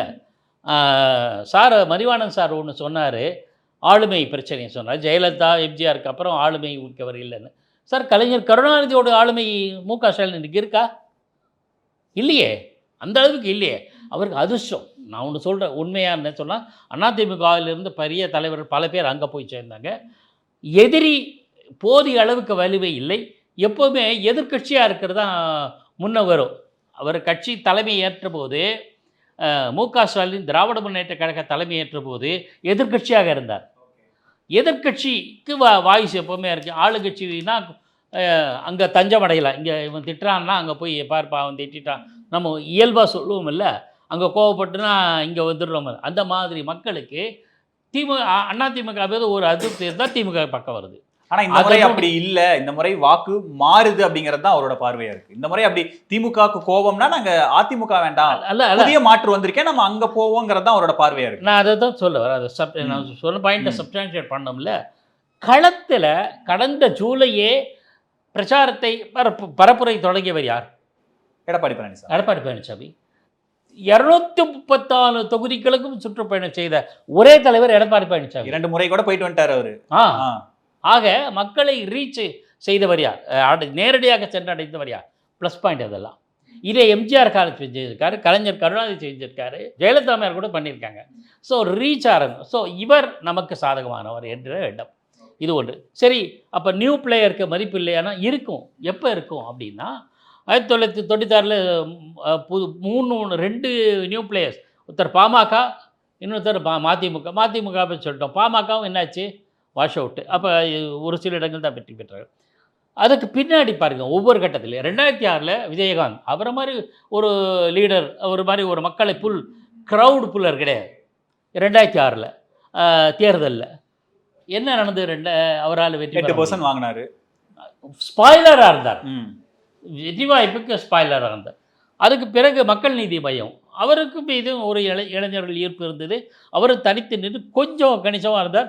அப்படியே இருந்தாலும் மொமெண்டம் கெயின் ஆகி ஓரளவு வளர்கிறதுக்கான வாய்ப்பு இருக்குது. ஆனால் என்ன ஆச்சு? நான் சொல்கிறது இப்போ மறுபடியும் சொல்ல வரேன். மதிமுக, பாமக, பிறகு அதிமுக அணியில் சேர்ந்தது, திமுக அணியில் மாற்றி சேர்ந்தாங்க. இன்றைக்கு வரை அவங்க சொந்தமாக காலில் நிற்க முடியல. ஒன்று. விஜயகாந்த் முதல் தேர்தலில் வெற்றி வாய்ப்பு இல்லை. 2வது தேர்தலில் அதிமுக அலையன்ஸு அப்படியே வந்தது. அப்புறம் மக்கள் கூட்டணி, மக்கள் நல கூட்டணி, அப்புறம் இப்போ பழம் நழுவி பாலில் கலந்து விடுது. ஓகே. ஸோ அதுவும் இல்லை. இதெல்லாம் சென்று செய்தி இருதல்னு சொல்லுவாங்க தமிழ். விஜய் நீங்கள் அந்த மாதிரியான ஒரு மக்கள் நீதி மையத்தை சொல்லிட்டாங்க. அந்த லெவலில் தான் விஜய் வைக்கிறீங்களா? இப்போ விஜய் கணிசமாக வாக்குகள் 5% கூட வாங்காத மக்கள் நீதி மையத்தை அவங்களே 20% சொல்றாங்க. அதோட எப்படிங்க அவர் இணைக்க முடியும்? இல்லை, அதாவது நம்ம அது 4ஆம் தேதி நானும் சொல்லிடுறேன் சார்ஸ் கிட்ட. நான் என்ன சொல்கிறேன், விஜய் கணிசமான வாக்குகளை இருப்பார். ஓரிரு இடங்களை பெறுவாரானா அதையும் நான் மறுக்க முடியாது. ஏன்னா அதுக்கான சாத்தியக்கூறுகள் இருக்குது. அப்படி இருக்கும்போது நாம் தமிழர் ஓரிரு இடங்களை பெறுவதற்கான வாய்ப்புகள் இருக்குது. இன்னும் நாம் தமிழருக்கு கணிசமான வாக்காளர்கள் நான் பார்த்தேன். எங்கே போட்டேன்னா, எனக்கு நாம் தமிழ் தான் பிடிக்கும் போட்டேன்னு சொன்ன இளைஞர்கள் உண்டு. இளைஞர்களை சொல்ல 30, 20, 25 வயசு ஒன்று. அந்த வகையில் பார்த்தீங்கன்னா இளைஞர்கள் தாவேக்காக ஒரு கணிசமாக ஓட்டு போட்டு, இளைஞர்கள் மட்டும் இல்லை, நண்பர் நந்தகுமார் சொன்ன மாதிரி இருக்கலாம். ஸ்பாய்லர் ஆறா இருப்பார். யாருக்கு ஸ்பாய்லர்ன்றத கேள்வி. அது அது வந்து நம்ம அடுத்த debate சுற்றுல பண்ணுவோம். பேசுவோம். இவரு அதுதான் அவரு முக்கியமான பேசுவோம். கேள்வி. இல்ல அவர் ஆட்சி அமைப்பதற்கான அளவுக்கு அவருக்கு செல்வாக்கு இல்லை. எம்ஜிஆர் மாதிரி இல்லை. எம்ஜிஆர் காலம் என்பது வேறு. எம்ஜிஆர் வந்து எல்லா கட்டத்திலும் எப்படி அவருடைய அரசியல் பயணம் என்பது நீண்ட பயணம். பேசுனா நீங்கள் 2 டிபேட் அரேஞ்ச் பண்ணோம். அது ஒரு பக்கம். அந்த அளவுக்கு இல்லை. வசீகரம் மட்டுமே முதலீடு. So, அப்போ ஒரு- யாருக்கு ஸ்பாய்லராக உங்க இருக்கும்? ஆட்சி, உங்க பார்வைப்படி அப்போ இருக்கிற ஸ்டேட்டஸ் கோ மெயின்டைன் ஆகும்னு நினைக்கிறீங்களா? இருக்கிற ஸ்டேட்டஸுக்கோ மெயின்டைன் ஆகும் சொல்ல. ஆட்சியை பொறுத்தவரை சொல்றீங்களா? இல்லை, எடப்பாடி பழனிசாமிக்கு இன்னும் கொஞ்சம் அவருக்கு கூடுதல் edge வாய்ப்பு இருக்கு. நான் சொன்னேனே, ம். ஆல்டர்னேட் இதுக்கு மேல கோவம்னா அது வேலை. அவர் மேல. என்னன்னா, ஓகே. அலை இல்லைங்கிறது தான். கரெக்ட். ம். அலை இல்லை, அதிருப்தி இருக்கிறது. சோ அந்த இடத்துல அதிமுக அந்த அதிருப்தியை கேபிட்டலைஸ் பண்ற இடத்துல அதிமுக இப்போ இருக்கு. ஒரிசால வந்து நவீன் பட்நாயக் மேல மக்களுக்கு வெறுப்பு கிடையாது. ஆனா ஆட்சியை மாத்தி வச்சாங்களா இல்லையா? 2001 கலைஞர் கருணாநிதி மீது கோபமே கிடையாது. 96 ஆட்சிக்கு வந்தாரு. 96 ஜெயலலிதா அம்மையாருடைய அதிமுக மீது கடும் கோபம் இருந்தது. ஸ்வீப் பண்ணி இவர் வந்தார். கலைஞர் மேலே 96 2001 ஆட்சியில் பெரிய புகார் கிடையாது. மத்தியில் இருக்கிற தேசிய பாஜக கூட்டணியோடு தான் இருந்தார். ஆனால் 2001 வாய்ப்பு இழந்தார். ஜெயலலிதா அம்மையார் வெற்றி பெற்றார். ஸோ இது கோபம் அது மட்டும் இல்லை, வேறு சில ஃபேக்டர்ஸும் இருக்கும். பொறுத்து இருந்து பார்ப்போம். பிரியன் சார், இப்போ இன்னொரு முக்கியமான புள்ளி என்ன அப்படின்னா, இந்த முறை வந்து தமிழ்நாடு முழுக்க ஒரே மாதிரியான பேட்டர்ல வாக்களிக்கல மக்கள். இப்போ சென்னை மண்டலத்துல ஒரு மாதிரி, தென் மண்டலத்துல ஒரு மாதிரி, மேற்கு மண்டலத்துல கணிசமான வாக்கு சதம். கரூர்லாம் 92% போற அளவுக்கு இருக்கு. குமராபாளையத்துல 92% போற அளவுக்கு வாக்குப்பதிவாயிருக்கு. ஜோன் வைஸ் இந்த முறை வந்து ஓட்டிங் பேட்டர்ன் மாறி இருக்கு அப்படின்ற ஒரு பார்வை இருக்கு. அதிலும் குறிப்பா மேற்கு மண்டலத்திலையும் சரி, நார்த் ஜோன்லையும் சரி, பெண்கள், அதுக்கப்புறம் சோஷியல் செக்ஷன்ஸ்ல விஜய்க்கு செல்வாக்கு இருக்குன்ற ஒரு பார்வையும் வைக்கிறாங்க. நீங்க இந்த பேட்டர்ன் எப்படி பாக்குறீங்க சார்? ஜோன் வைஸ் பிரிஞ்சிருக்கா இந்த முறை ஓட்டிங் பேட்டர்ன்? இல்லை, ஜோன் வைஸ் பிரிஞ்சிருக்கேன்னா பண டிஸ்ட்ரிபியூஷன் தான் காரணம். அதுக்கு வேற ஒன்றும் இல்லை. அந்த பண டிஸ்ட்ரிபியூஷன் எங்கே அதிகமாக இருக்கோ அங்கே வந்து ஓட்டிங் அதிகமாக இருக்கிறத நம்ம அது பார்க்கலாம். போட்டி கடுமையா இருக்கிற இடத்துல அப்படின்னு பார்க்கலையா? கொங்கு மண்டலத்தில் கடுமையான பண டிஸ்ட்ரிபியூஷன் நடந்திருக்கு. அங்கே Okay. ஓட்டிங் பேட்டர்ன் போன எலெக்ஷன்ஸ்லேயே கரூரில் தான் அதிகமான வாக்குப்பதிவு நடந்தது. அதுக்கு முந்தின எலெக்ஷனில் தருமபுரியில் தான் அதிகமான வாக்குப்பதிவு நடந்தது. அதனால் அந்த கொங்கு மண்டலம் எப்போதையும் அதிகமாக ஓட்டு போடுது. சவுத்தில் கொஞ்சம் 65%, 67%. இது எஸ்ஏஆருக்கு முன்னாடி சொல்கிறேன். அப்படி தான் அங்கே போயிட்டு இருக்கிறத நம்ம பார்க்குறோம் நம்ம. ஆனால் இந்த எலெக்ஷன்ஸில் வந்து வித்தியாசம் என்னென்னா வந்து மாநகராட்சிகள், நகராட்சிகள், பேரூராட்சிகளில் வந்து தாவேக்காவுடைய சப்போர்ட்டர்ஸ் வந்து ஓக்கலாக இருக்காங்க. ஓக்கல்னால் வந்து வெளிப்படையாக தெரியுறாங்க. நான் இவங்களுக்கு தான் ஓட்டு போட்டேன்னு சொல்றாங்க. நான் இந்த ஆள் தான் ட்ரெஸ் மூலமாக காமிக்கிறாங்க, குரல் மூலமாக காமிக்கிறாங்க. ஆனால் அவங்க வந்து ஒரு மைனாரிட்டியாக இருக்காங்களா, மெஜாரிட்டியாக இருக்காங்களா தெரியாது. ஏன்னா அதுக்கு பின்னாடி சத்தம் போடாத வேற ஒரு பெரிய கும்பல் பின்னாடி இருக்குது. அது யாருக்கு ஓட்டு போட்டுதுன்னு தெரியாது. ஒரு கும்பல் ஓட்டு போட்டுட்டு வந்து நான் இதுக்கு தான் ஓட்டு போட்டேன், சோஷியல் மீடியாவில் ரீல்ஸ் போடுறது எல்லாம் இருக்குது. அது வந்து 10%, 15% வச்சுருந்தா கூட பின்னாடி இருக்கிற 85% யாருக்கு ஓட்டு போட்டாங்கன்னு தெரியாது. அவங்க சைலண்ட்டாக இருக்காங்க. பாக்கி சொன்ன ஒரு பாயிண்ட் கரெக்டு. அலை எதுவும் கிடையாது இந்த எலெக்ஷன்ஸில். அதிருப்தி இருக்கான திமுக மேலே அதிருப்தி இருக்குது. ஆனால் திமுக நம்புறது யாருன்னா பயனாளிகளை நம்புறாங்க. அவங்களால இப்போ பெனிஃபிட் ஆன பயனாளிகள் ஓட்டு போடுவாங்க நம்புறாங்க. ஆதரவு அலை தான் அவங்க பயனாளிகள்னா ஆதரவு அலை தான் சார். பட் அது பெரிய அலையாக எழும்பல. ஓகே. அது வந்து எதிர்ப்பு அலையும் பெருசா இல்லை, ஆதரவு அலையும் பெருசா இல்லை. அவங்க எஸ்ஐஆரில் ஒர்க் பண்ணுறாங்க, மைக்ரோ லெவலில் ஒர்க் பண்ணிருக்காங்க. அந்த யார் பெனிஃபிஷியரியோ அவங்க ஒர்க் பண்ணி அவங்கள நம்ம ஓட்டாக மாற்றணுன்றதில் ஒர்க் பண்ணுறாங்க. அதில் எவ்வளோ தூரம் சக்ஸஸ் ஆனாங்கன்னு தெரியல. சக்ஸஸ் ஆகியிருந்தாங்கன்னா வெற்றி திமுகவை நோக்கி போகும். அவங்க எவ்வளோ தூரம் சக்ஸஸ் ஆனாங்கன்னு தெரியாது. அது வந்து எலெக்ஷன்ஸ் தான் நமக்கு சொல்ல முடியும். இந்த எலெக்ஷன் இன்னொரு வகையில் வந்து 2014 பார்லிமெண்ட் எலெக்ஷனோட ஒப்பிடலாம். அதில் வந்து மூணாவது அணி வந்து பாஜக அணி வந்து 19% ஓட்டை பிரிச்சாங்க. 2 சீட்டும் வாங்கினாங்க. 2 சீட்டும் வாங்கினாங்க. கிட்டத்தட்ட அது பார்லிமெண்ட் எலெக்ஷனாக இருந்தால் கூட அந்த மூணாவது அணி ஒரு எஃபெக்டிவாக ஒரு 19% வாங்கின விஷயம் இருக்குல்ல, அதோட நம்ம விஜயை ஓரளவுக்கு ஒப்பிடலாம் அந்த அளவுக்கு. அப்போது அந்த எலெக்ஷன்ஸில் வந்து ஆளுங்கட்சிக்கு தான் சாதகமாக இருந்தது. 37 இடங்கள் யார் ஜெயலலிதா தான் வாங்கினாங்க. ஸோ அதனால் இந்த மாதிரி ஓட்டுகள் பிரிக்கும் போது, மூணாவது அணி பிரிக்கும் போது எதிர்கட்சிகளுக்கு போகிற அந்த வாய்ப்பு இருக்குல்ல, அது உடையறதை நம்ம பார்க்குறோம் நம்ம.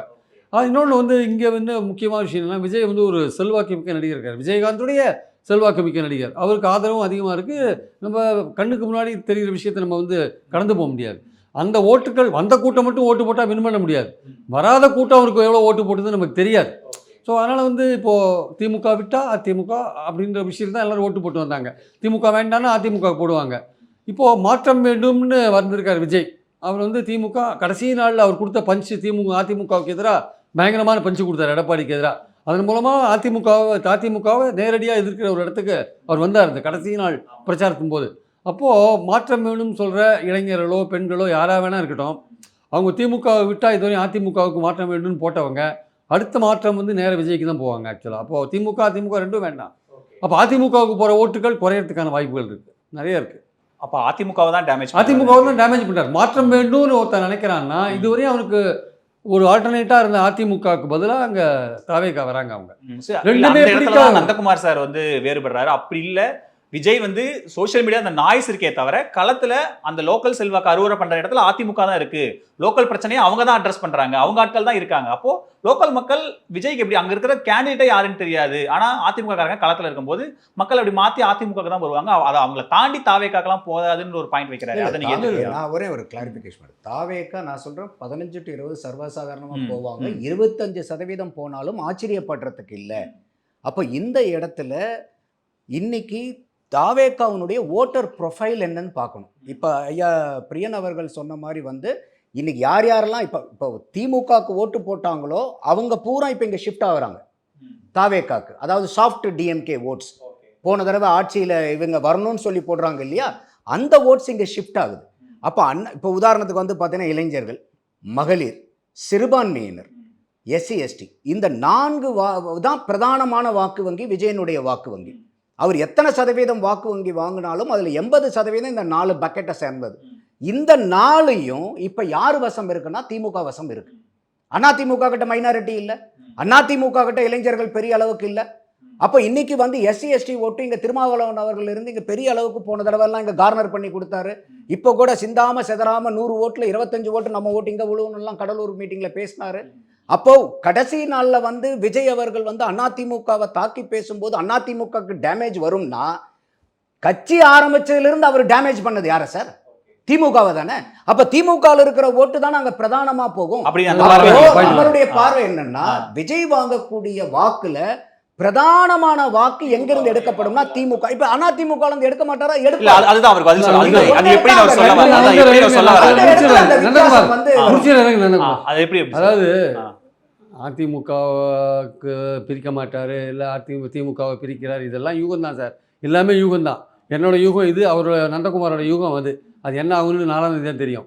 என்னுடைய பாயிண்ட் என்னென்னா திமுக அதிமுக 2 ஆட்சியும் பார்த்த வாக்காளர்கள் ஒரு 3ஆவது ஒருத்தர் வந்திருக்காரு அப்படின்ற போது மாற்றம்னு விரும்புகிறவங்க இந்த வாட்டி அதிமுகவுக்கு பதிலாக தாவேக்காவுக்கு போயிருக்கலாம். அது தாவேக்காவுக்கு போகிற ஓட்டு, திமுக எதிர்ப்பு ஓட்டு நேச்சுரலி அது வந்து அதிமுகவுக்கு போயிருந்த ஓட்டு, அதை தாவேக்கா எடுத்துன்னு போவாங்கன்றது என்னுடைய பாயிண்ட்டு. அதில் வந்து எந்த விதமான யாருக்கும் ஆட்சேபனை இருக்க முடியாது. ஏன்னா திமுக எதிர்ப்பு ஓட்டுகள் அதிமுக தான் முடிச்சு அறுவடை பண்ணியிருந்தாங்க. திமுக ஆதரவு ஓட்டை விஜய் தூக்கின்னு போகிறாருன்றது இங்கே பாயிண்ட் இல்லை. திமுக எதிர்ப்பு ஓட்டை எவ்வளோ தூரம் அவர் தூக்கின்னு போகிறாருன்னு பாயிண்ட். ஆக்சுவலாக அதுதான் முக்கியமான விஷயம். திமுக ஆதரவு ஓட்டை அவர் எடுத்துன்னு போகிறாருன்னு ஒரு கவுண்டர் வைக்கிற ஆர்குமெண்ட் இருக்குல்ல, அது வந்து அவங்க திமுக சொல்லுவாங்க எங்களுடைய பயனாளிகள்லாம் எங்ககிட்ட தான் இருக்காங்க, எங்கள் மைனாரிட்டிக்கு என்ன பண்ணார் விஜய், முஸ்லீம்ஸ் முழுக்க எங்ககிட்ட தான் இருக்காங்க, கிறிஸ்டியன்ஸ் 3/4 பேர் எங்ககிட்ட தான் இருக்காங்க, பெண்களுக்கு நாங்கள் பெனிஃபிட் பண்ணியிருக்கோம். ஆனால் அவர் என்ன சொல்கிறாருன்னா திமுகவுடைய கோர் ஓட் பேங்க்ல தான் அவர் கை வைக்கிறாருன்னு தான் அவரோட பாயிண்டா இருக்கு. அது அவருடைய பாயிண்ட். ஆனால் அது மாதிரி இருக்கிறதுக்கான வாய்ப்புகள் கம்மி. ஏன்னா அந்த கோர் ஓட் பேங்க் அவங்க என்ஷூர் பண்ணிட்டாங்க. அவங்க வந்து எஸ்ஐஆரில் என்ஷூர் பண்ணிட்டாங்க. அந்த கோர் ஓட் பேங்க்கு, பயனடைஞ்சவங்க ஓட் பேங்க் எல்லாம் ஏடிஎம்கே எஸ்ஐஆரில் ஒர்க் பண்ணவே இல்லை. இவங்க கரெக்டாக அவங்க ஓட்டர் யாருன்னு பார்த்து என்ஷூர் பண்ணிட்டாங்க. அதை வந்து அவங்க ஒழுங்காக இந்த எலெக்ஷனில் செஞ்சுருந்தாங்கன்னா திமுக கண்டிப்பாக வின் பண்ணணும். அவங்க எவ்வளோ செஞ்சுருக்காங்கன்னு எனக்கு தெரியாது. ஆனால் அவங்க திமுக எதிர்ப்பு வாக்குகளை வெற்றி பெற்று கொண்டிருந்த அதிமுக இந்த வாட்டி ஏன் அந்த ஓட்டுக்களை அவங்களுக்கு போகாதுன்னா மாற்றம் வேணும்னு சொல்கிறவங்க 2 கட்சியும் பார்த்துட்டாங்க. 2 கட்சியும் பார்த்தவங்க 3ஆவதாக விஜய்க்கு தானே போவாங்க. அந்த இடத்துல தான் வந்து விஜய் வந்து வாக்குகளை வந்து கொஞ்சம் கூட வாங்குறாரு. அவருடைய ரசிகர்கள் வாக்கு வாங்குவார், திமுக பிடிக்காதவங்க வாக்கு வாங்குவார், திமுக எதிர்ப்பு ஓட்டுகளை வாங்குவார், மைனாரிட்டி ஓட்டு திமுகவுக்கு போகிற மைனாரிட்டி ஓட்டை 2-3% கூட வாங்குவார். அதெல்லாம் தாண்டி 4 முனை போட்டியில் 41லேருந்து அவங்க 6% திமுக இறங்கி வந்தாலும் 33லேருந்து 35% வாங்கி திமுக ஸ்கிராப் த்ரூ பண்ணி 130 சீட் வரையும் போகிறதுக்கான வாய்ப்புகள் பிரகாசமாக இருக்குது. ஓகே சார், இப்போ என்னன்னா 3 பேருமே ஒரு புள்ளியை ஒத்துக்கிறாங்க. விஜய் வந்து ஒரு ஃபோர்ஸ் தான், 15லேருந்து 20% வாக்கு. அதை 3 பேருமே மறுக்கல. 25 போனா கூட 25 வரைக்கும் அவர் போறாரு. ஆனா இப்போ நீங்க சொன்னீங்கல்ல, ஒரு டக்குனு ஹைப் கொடுத்தீங்களே 40% வரைக்கும் அவருக்கு வாய்ப்பு இருக்குங்க, அந்த அளவுக்கு களத்துல அவங்க ஆட்கள் நின்றுருக்காங்க. நேற்று விஜய் அறிக்கையே கொடுக்குறாரு, நீங்க கடைசி வரைக்கும் நின்னீங்க, ரொம்ப சந்தோஷம், அவ்வளவுதான், நான் எதிர்பார்க்கலங்கிற மாதிரி தான் அந்த அறிக்கை இருந்தது. ஸோ அப்போ 3 பேரும் ஒரு புள்ளியில இணையறாங்க. விஜய் ஒரு 3வது சக்தியா இருப்பாரு, ஒரு ஸ்பாய்லரா இருப்பாரு. களம் அதிமுக வெர்சஸ் திமுகங்கிற மாதிரி தான் இருக்குன்னு ஒரே புள்ளியில 3 பேரும் நினைக்கிறாங்க. சரி, நான் இதுக்கு வந்து 2-3 பாயிண்ட் மட்டும் சொல்லலாம்னு நினைக்கிறேன். அதாவதுங்க இப்போ வந்து 2 கட்சிகள் திமுக அதிமுக ரெண்டும் வந்து ஒரு 30 வருஷம் தமிழ்நாட்டை 67லேருந்து மாறி மாறி ஆட்சி பண்ணிட்டாங்க. இவங்க மேலே இருக்கிற அத்தனை குற்றச்சாட்டுகளும் அவங்க மேலே இருக்குது, அவங்க மேலே இருக்கிற அத்தனை புகார்களும் இவங்க மேலே இருக்குது. ஸோ இது அதுக்கு மாற்று, அது இதுக்கு மாற்றுன்றத நான் ஏற்றுக்கலை. ரெண்டுமே ஏமாற்று தான் ஆச்சா. இது சாதாரண மக்களுக்கு புரியுது. Enough chance has been given both to DMK and ADMK. அதனால் புதியது அப்படின்னால இவங்க 2 பேர் கணக்கில் வரமாட்டாங்க. இதுக்கு புதுசாக அது, அதுக்கு புதுசு மாற்று, அதெல்லாம் ஒன்றுமே கிடையாது. இதுதான் கள நிலவரம். நீங்கள் 4ஆம் தேதி பார்ப்பீங்க. அடுத்தது ஏடிஎம்கே கூட்டணி ஏன் வந்து இந்த இந்த வாய்ப்பை அது எடுக்க முடியாதுன்னு எனக்கு ஒன்றும் சப்ஜெக்டிவ் கன்சிடரேஷனில் இது வந்து ரொம்ப வீக்கன் ஆகிருக்கு. உதாரணத்துக்கு நான் சொல்கிறேன், இல்லை அதே தான். உதாரணத்துக்கு ஏடிஎம்கே வந்து பாஜகவோட கூட்டணி போகாமல் இருந்திருந்தா கூட ரொம்ப மாற்றங்கள் வேறு மாதிரி இருந்திருக்கும். இப்போ பாஜகன்ற ஒரு மதவாத கட்சியோடு அவங்க போயிட்டு எந்த ஜெயலலிதா வந்து வாழ்க்கையில் இனிமேல் இது தப்பை நான் பண்ண மாட்டேன், ஒரு முறை பண்ண தப்பன்னு எல்லாருக்கும் உறுதிமொழி கொடுத்தாங்களோ அவங்க பேரில் ஆட்சி நடத்ததாக சொல்லிகிட்டு இருக்கிறவங்க அவங்க கொள்கைக்கு எதிராக சந்தர்ப்பவாதம் தான் இது. சுயநலத்துக்காக அதிமுக கொண்டு போய் அடமானம் வச்சுட்டாங்க. அதான் உண்மை. இன்றைக்கி வந்து நான் திமுக காரங்க மாதிரி அமித்ஷா திமுகலாம் சொல்லலை, ஆனால் பாஜக தான் calling the shots in NDA. அவர் சொல்றாரு என்னன்னா, நீங்க சொல்றதுக்கான ஒரு வேலிட் பாயிண்ட் என்னன்னா, தாவேகா சத்தம் இருக்கு, நாய்ஸ் இருக்கு. அவர் என்ன சொல்றாருன்னா, தாவேகா நீங்க அதிமுக களத்துல வேலை பார்த்திருக்காங்க, களத்துல இருந்திருக்காங்க.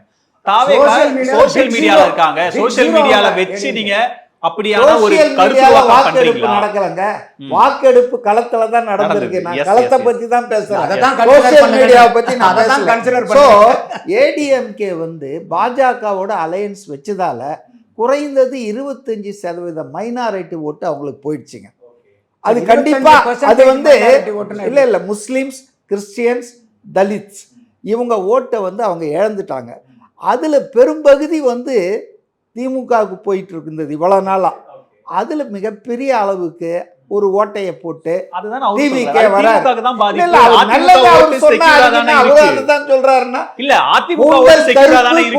சிவப்புன்னா எல்லாரும் அதுதானே சொல்ல முடியும்.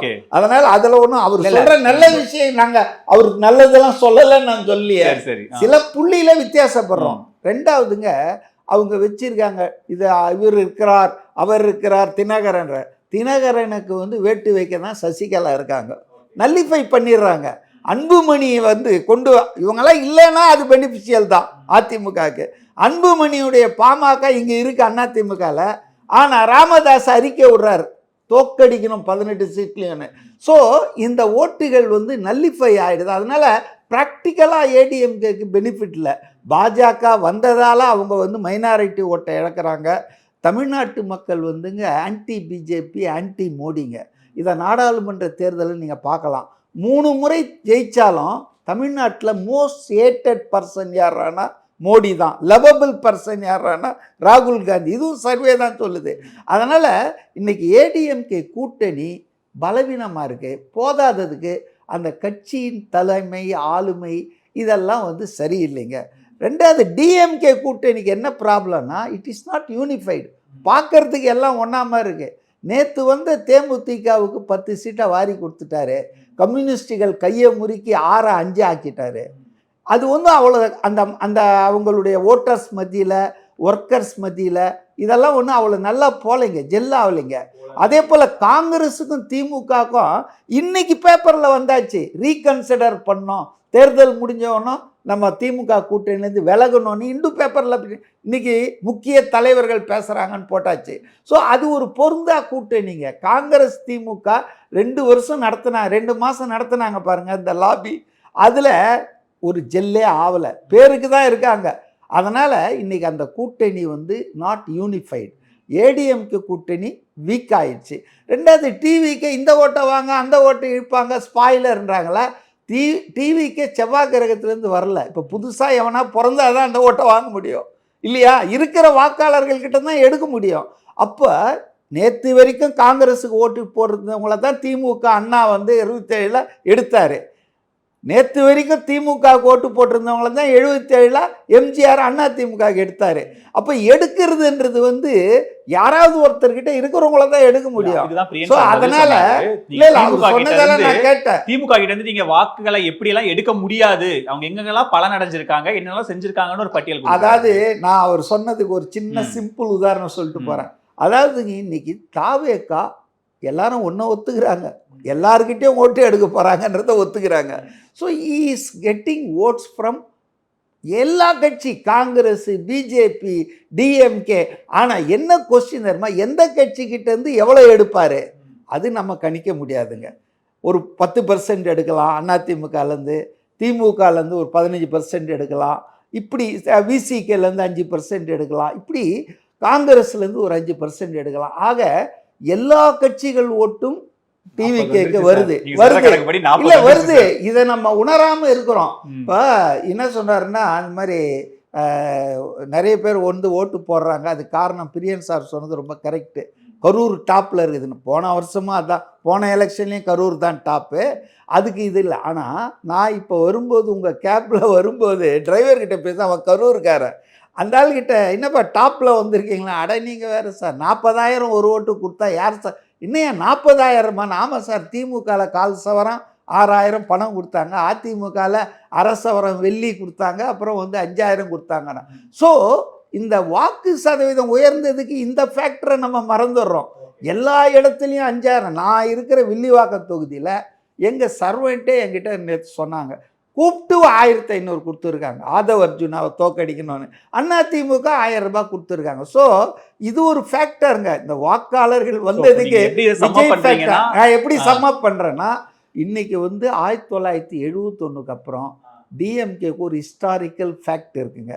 இட் நெவர் கெட் ரீஎலெக்டடுங்க. திரும்ப ஆட்சி கருணாநிதி பீரியட்லேயே 15 கட்சி கூட்டணி, கலர் டிவி எல்லாம் கொடுத்தாலும் பயனாளிகள்லாம் வாங்கி வச்சுட்டு அவங்கள ரீஎலெக்ட் பண்ணல. ஸோ அதே சிச்சுவேஷன் தான் 2026 வரப்போது. அந்த மாற்றத்துக்கு மக்கள் தயாராகிட்டாங்க. அதுக்கு யார் வந்து இப்போ அதை டேக் ஓவர் பண்ண போகிறாங்கன்னா, ஏடிஎம்கே தான் நார்மல் கோர்ஸில் டேக் ஓவர் பண்ணணும், அதுதான் நேச்சுரல். ஆனால் இன்னைக்கு பல்வேறு காரணங்களால் ஏடிஎம்கே கீழே விழுந்துட்டதால தாவேகா ஏடிஎம்கே ஓட்டர்ஸே போடுறான். இந்த இடத்துல வந்து திமுகவை வீழ்த்தணும்னா தாவேகா தான் கரெக்ட். அதனால இன்னைக்கு மாற்றம் என்பது எல்லாரும் ஒத்துக்கிறாங்க, மாற்றம் ஒண்ணுன்னு இவரை தவிர. அதனால தாவேகா வந்து ஏன் பலமா இருக்குதுன்னா, திமுகக்கு எதிராக ஏன் நான் அதை 2வது 1 2ன்னு கன்சிடர் பண்றேன்னா, யதார்த்தம் அப்படி இருக்கு சார். அவங்க 2 பேரும் ஒரு புள்ளியில் என்ன சொல்றாங்கன்னா, திரும்ப அதிமுக அந்த இடத்துல இல்லை. பிரியன் சார் என்ன சொல்றாருன்னா, பயனாளிகள் இருக்காங்க, கிறிஸ்துவர்களாகட்டும், முஸ்லீம்களாகட்டும், மைனாரிட்டி ஆகட்டும், இவங்கெல்லாம் வந்து இந்த மாதிரி மாற்றி விஜய்க்கு ஓட்டு போடுவாங்கன்றதுக்கு எந்த இதுவுமே இல்லை. ஏன்னா திமுக அவங்களுக்கான எல்லா இடத்துலையும் நின்றுருக்காங்க. சமீபத்தில் வந்த அந்த எஃப்சிஎஸ் சட்டமாகட்டும், இஸ்லாமியர்களாகட்டும், எல்லா இடத்துக்கும் நின்றுருக்காங்க. அதனால அந்த முறை அப்படியெல்லாம் ஷிஃப்ட் ஆயிராதுன்ற ஒரு இடத்துக்கு நகர்றாரு. ஆனால் நீங்கள் விஜய் கணிசமாக திமுக கிட்ட தான் எடுக்கிறாருன்றீங்க. குறிப்பாக சிறுபான்மையினர் வாக்குகள், தலித் வாக்குகள் எடுக்கிறாரு. வட மாவட்டங்களில் வன்னியர் வாக்குகளையும் கணிசமாக விஜய் எடுக்கிறார் என்ற புள்ளிவரத்தையும் நம்ம பார்க்குறோம். ராமதாஸ் அவர்களே பதிவு பண்றாரு, நடிகன் பின்னாடி போகாதீங்கடா அப்படின்ற ஒரு மீட்டிங் அந்த வார்த்தையும் பயன்படுத்துறாரு. ஸோ அப்போ வட மாவட்டங்களில் பாமக ஓட்டையும் தானே டிஸ்டர்ப் பண்றாரு, அது அதிமுக போக வேண்டிய ஓட்டு தானே. அப்படி நம்ம திமுக ஓட்டை மட்டும் தான் எடுக்கிறாரு நம்ம சொல்லிட முடியுமா? இல்லை, அப்படி நான் சொல்லவே இல்லை. எந்த இடத்துலையும் எல்லா கட்சியிலிருந்து எடுப்பார், பாவ புண்ணியம் இல்லாமல். ஆனால் அதிகமாக எங்கேருந்து எடுப்பாருங்கிறது தான் நம்மளுடைய கேள்வி. அப்போ இன்றைக்கி வந்து பாமக 2ஆக பிரிஞ்சிருச்சுங்கிற மாதிரி சொன்னார். பாலிடிக்ஸை பொறுத்த வரைக்கும் எப்பயுமே வந்து பார்த்திங்கன்னா ஃபியூச்சரிஸ்டிக் அவுட்லுக் தான். அப்போ இன்றைக்கி வந்து பாட்டாளி மக்கள் கட்சியினுடைய நிர்வாகிகளும் கட்சியை சார்ந்த நபர்களும் யார் பின்னாடி இருக்காங்கங்கிறதான் கேள்வி. அதுக்காக ஐயா மருத்துவர் ராமதாஸ் அவர்களை நான் டிஸ்கார்ட் பண்ணல. பட் எந்த அளவுக்கு இப்போ ஐயா ராமதாஸ் அவர்களே வந்து பிரச்சாரத்துக்கு பண்ண முடியுதா? அப்போ இன்றைக்கி அரசியல்ங்கிறது எதிர்காலத்தை யோசித்து தான் சார் அரசியல்ங்கிறது. அடுத்தது வந்து பார்த்திங்கன்னா சசிகலா வெர்சஸ் டிடிவி.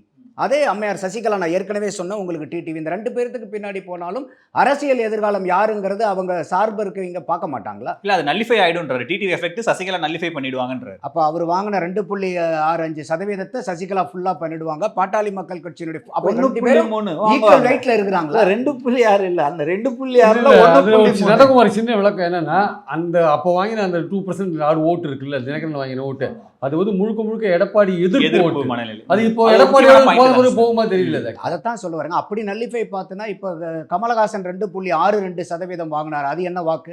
அது திமுக திமுக எதிர்ப்பு எதிர்ப்பு. வாக்கு. திமுக அதாங்க, முழுசா அது போகும்போது நல்லிஃபை சொல்ல ஆகாதா? முடியாது. அது நல்லிஃபை ஆகாதா? ஆமா, அதுக்கு அந்த அப்ப இன்னைக்கு கணக்கெல்லாம் இல்ல. கமலஹாசன் அவர் என்ன சொன்னாருன்னா இருக்கிறனால 10 பாயிண்ட் நீங்க 10% நீங்க திமுக வாக்கு சதவீதத்துல டென்ட் குறைச்சா போட்டா கூட 35 வந்து 35 38 திரும்ப ஆட்சிக்கு வந்துருவாங்கன்றாரு. அதைத்தான் சொல்ல வரேன். அப்ப இப்போ உதாரணத்துக்கு திமுக இருந்து 10 எடுக்கிறாருன்னு வச்சுக்கங்க. அதிமுக இருந்து 30 எடுத்துட்டு போயிடுவாரா விஜய்? அவங்க வாங்கினதே மொத்தம் 33.7% திமுக. ஐயா மதிவாணன் சொல்றாரு இல்லையா, 40% டிவி கேக் போயிடணும். அப்ப 10 வந்து திமுக இருந்து மீதி 30 வந்து அதிமுக எடுத்துட்டு போயிட்டு அதிமுக வந்து வெறும் 12% வாக்கு தான் இந்த தேர்தல் அங்கதான் பிரியன் சார் ஒரு பாயிண்ட் என்ன சொன்னாரு? கணக்குங்கிறது எப்படி கூட்டி இல்ல, கழிச்சா நம்பர் இல்ல, tally அங்க ஆகும். சார் சொன்ன ஒரு point. நம்பர் tally ஆகும். நம்ம arithmetic 20% மக்கள் நியூட்ரல். அவங்க arithmetic கிடையாது. இந்த ஒரு கட்சிக்கு ஒரு போடுவாங்க அடுத்த எலெக்ஷன். அதனால இவங்க தாங்க பெருசா ஒரு பாட்டில் 1 லிட்டர் பாட்டில்ல தண்ணி இருக்குன்னா ஒன்று குறைஞ்சா இன்னொன்று ஏறணும். அந்த 1 லிட்டருக்கு மேலே அதில் நீங்கள் ஊற்ற முடியாது. ஏதோ ஒன்று குறைச்சிங்கன்னா ஒன்று ஏற்றணும். அப்போ எங்கே குறைச்சிட்டு எங்கே ஏற்றுறீங்கிற புரிதல் வேணும்ல. இப்போ மகளிருக்கு பிரச்சனை. இப்போ மகளிருக்கு வாங்க. இப்போ மகளிருக்கு 1,31,00,000 கொடுத்துருக்காங்க, 1000 ரூபாய் கொடுத்துருக்காங்க. தமிழ்நாட்டில் மொத்தம் மகளிர் வாக்காளர் எத்தனை? கிட்டத்தட்ட நெருக்கிட்டா பெண் ஆண்களோட அதிகமாக தான் இருக்காங்க. 2.5 கோடிக்கு மேல இருக்காங்க. 2.5 கோடிக்கு மேலே. அப்போ மீதி நீங்கள் 1000 ரூபாய் கொடுக்காத மகளிர்லாம் அப்படியே திமுக பின்னாடியே போயிடுவாங்களா? அவங்க கிட்ட ஒரு போலரைசேஷன் வராதா? அவங்க வேறு வகையில பெனிஃபிட் ஆறாங்கல்ல. என்ன வகையில சார்? அப்படி இருந்துச்சுன்னா வேற வகையில அப்படி இருந்துச்சுன்னா எதுக்காக சார் வந்து அச்சாணி முறிஞ்சாலும் பரவாயில்லன்னு வாங்கன்னு அத்தனை பேர்த்தையும் வண்டியில ஏத்துனீங்க? முதல்வரை போய் யாருமே கூட்டணி அவங்க திமுகவை தேடி வராங்கன்றதான் அவங்களுடைய பார்வையா இருக்கு. ஆங்கிலத்துல ஒரு சொல்லாடல் உண்டு, too many cooks spoil the food. Okay. எந்த ஒரு வண்டியா இருந்தாலும் லோட் கேரிங் கெப்பாசிட்டின்னு ஒன்று இருக்கு. கப்பல் ஆயிரக்கணக்கான டன்களுக்கு எடுக்கக்கூடிய கப்பல் கூட 1 மைல் இருக்க அந்த கெப்பாசிட்டியை விட அதிகமாக போச்சுன்னா கப்பல் முழுகிரும். அப்போ நீங்க அந்த மாதிரி இன்னைக்கு திமுக கூட்டணியில வரவங்க பூரா ஏறுங்கன்னு அதனால சொன்ன அச்சாணி உடஞ்சு போய் வேல்முருகன் அவர் போயிட்டாரு. கமலஹாசன் ஐயா அவர்கள் மாற்றம் ஒன்றே மாறாததுன்னு வந்து சொல்லிட்டு போயிட்டார். இந்த எலெக்ஷன் ஓட்டு போட்டதுக்கு அப்புறம் மாற்றம் மட்டும்தான் நிரந்தரன் போயிட்டார். அடுத்தது வந்து பாத்தீங்கன்னாக்கா மதிமுகல இருந்து வந்தவர் என்ன சொல்றாரு, நாங்க வெளியே சிரிச்சுக்கிட்டே உள்ளார அழுதுகிட்டு இருக்கோங்கிறார். அண்ணன் திருமாவளவன் அவர்கள் அந்த சீட்டு பங்கீடு முடியறதுக்கு முன்னாடி அவர் என்ன சொல்றாரு, நம்ம தமிழ்நாட்டில் அரசியல் சக்தியா வளர்றதுக்கு நம்மளை சுத்தி இருக்கிறவங்களுக்கு பிடிக்கல, அழுத்துறாங்க. யார் சார் அழுத்துனது உங்களைய? பாரதிய ஜனதா கூட்டணியில இருக்கிறீங்க, திமுக கூட்டணியில் இருக்கிறீங்க. அப்ப திமுக காரங்க உங்களுடைய எஸ்சி மக்கள் எஸ்டி மக்கள் வந்து வளரக்கூடாதுன்னு அழுத்துறாங்கன்னு சொல்றாரு. அப்போ மதிமுகக்கு 3 தொகுதி வந்து திமுக நில்லுங்க, 1 உங்க சின்னத்துல நின்னுங்கன்னு சொல்லியிருந்தாங்க. கடைசியில் என்னாச்சு, 4 திமுக சின்னத்துல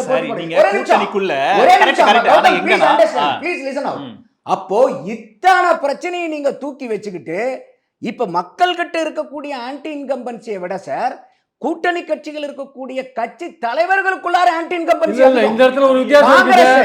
ஐயா ராகுல் காந்தி சொன்னாரு லவபிள் லீடர். அந்த லவபிள் லீடர் இது வந்து எங்கயாவது வந்து நேரேட்டிவ் தப்பு, அவர்களோட வந்து பார்த்தாங்க. நேரேட்டிவ் தப்பு சார். நேரேட்டிவ் இது மேல ஒரு நிமிஷம் இருங்க, ஒரு நிமிஷம் ஓட்டு போட போறாங்க. ஒரு நிமிஷம் இருங்க. இல்ல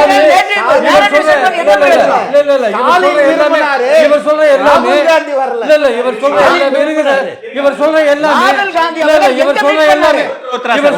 இவர் சொல்ற எல்லாமே தேர்தல் பிரச்சாரம் ஆரம்பிக்கிறது மாதிரி கூட்டணி ஃபைனல் பண்ணும்போது நடந்த விஷயம். அதுக்கப்புறம் எல்லாரும் சேர்ந்து என்ன சொன்னாங்க, திமுக வெற்றி வரும், ஸ்டாலின் முதலமைச்சர். அதுக்கு என்ன பதில்?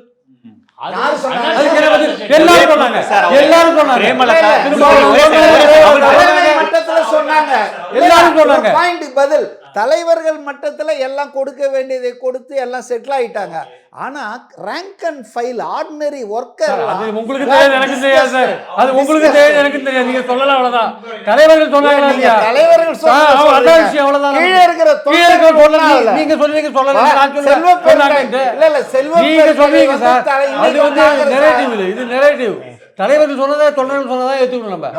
அவர் என்ன ஒரு பாயிண்ட் சொல்றாருன்னா, அதெல்லாம் கூட்டணிக்கு முன்னாடி கூட்டணிக்கு பின்னாடி விஜய் என்ன சொன்னாரு, அது கல்லாப்பட்டி கூட்டணி, கல்லாப்பட்டி காங்கிரஸ் வேணா அங்க இருக்கலாம், உண்மையான காங்கிரஸ் இங்க இருக்கு. அது அவருடைய நரேட்டிவ், அவருடைய ஆமாங்க, எலெக்ஷன்ல வைக்கிற நரேட்டிவ் தான். இனிமேல் நம்ம எந்த நரேட்டிவ் வச்சு சல்லி பைசாக்கு பிரயோஜனம் இல்ல யாருக்குமே. நம்ம நரேட்டிவ பத்தி இல்ல சார். அவர் என்ன சொல்றாருன்னா, அதெல்லாம் முடிஞ்சு பிரச்சாரம் வந்து நீங்க சொல்ற இதே பிரச்சனையே பிரேமலதா ஒரே விதம். ப்ளீஸ் லிசன் நவ. ராகுல் காந்தி பிரச்சாரத்துக்கு வராம இருந்திருந்தா கூட பரவாயில்ல, பிரச்சாரத்துக்கு வந்து ஐயா ஸ்டாலினை சந்திக்காத மோர் டேமேஜ். ஆனா என்ன பேசினாரு அத நீங்க பார்க்க மாட்டீங்க. ஐயா செல்வ பெருந்தகை மாத்தி மாத்தி சந்திக்கவே இல்ல. ராகுல் காந்தி அவர்கள் என்ன பேசினாரு புரிஞ்சுக்கிற அளவுக்கு சந்திக்காது பிரச்சனை கிடையாது. என்னடா அவர் யுனைடெட் ஸ்டேட்ஸ்க்கு வந்து மோடி அடிமையாயிட்டாரு, இவர் வந்து இந்திய மாநிலத்தை பத்தி பேசுறாரு. அவரு சந்திக்கலன்றதுக்காக சொல்ல முடியாது. அவரே ஒரு பாயிண்ட் என்ன கேக்குறாரு, மோடியால ஸ்டாலின் பாண்டிச்சேரியில 5 தொகுதி திமுகவும் காங்கிரஸ் எதிரெதிரா போட்டி போட்டுச்சு. அதுக்கு என்ன கணக்கு? அது பீகார் அது என்ன கணக்கு சார்? அது என்ன கணக்கு பண்ணாங்க? அப்ப அதுக்கு என்ன கணக்கு? அந்த 5 தொகுதிக்கு என்ன கணக்கு? பாயிண்ட் என்னன்னா இவங்க ஆபீஸ் அவங்க போல அவங்க ஆபீஸ் இவங்க வரல ஹோட்டல்ல உட்கார்ந்து பேசுறாங்க. ஜெயலலிதா சந்திச்சாங்களா? அவர் என்ன கேக்குறாருன்னா 2011 எலெக்ஷன்ல ஜெயலலிதா விஜயகாந்த் சேர்ந்து பிரச்சாரம் பண்ணவே இல்ல. அந்த கெமிஸ்ட்ரி எப்படி வின் பண்ணாங்க? கெமிஸ்ட்ரி ஜெல்லாச்சு. ராகுல் யார் இருக்கலாம்? நான் சொல்றேன் கூட்டணி தான் முக்கியம். அவர் என்ன பேசினாருங்கிறது இருக்குல்ல சார், அதான் முக்கியம். என்ன பேசினாரு? அவருக்கான நேரம் மோடி வந்து ஸ்டாலின் ஒண்ணு பண்ண முடியாது பேசினாரு. இப்ப ராகுல் காந்தி அவர்கள் வந்து என்ன பேசினாருங்கறத வச்சு இங்க வாக்களிக்கிற அளவுக்கு செல்வ பிறந்தை அவர்கள் டிரான்ஸ்லேட் பண்ணல.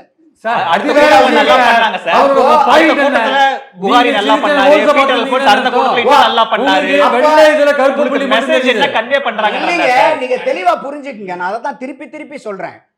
ராகுல் காந்தி அவர்கள் இங்க வராம இருந்திருந்தா கூட பிரச்சனை கம்மி.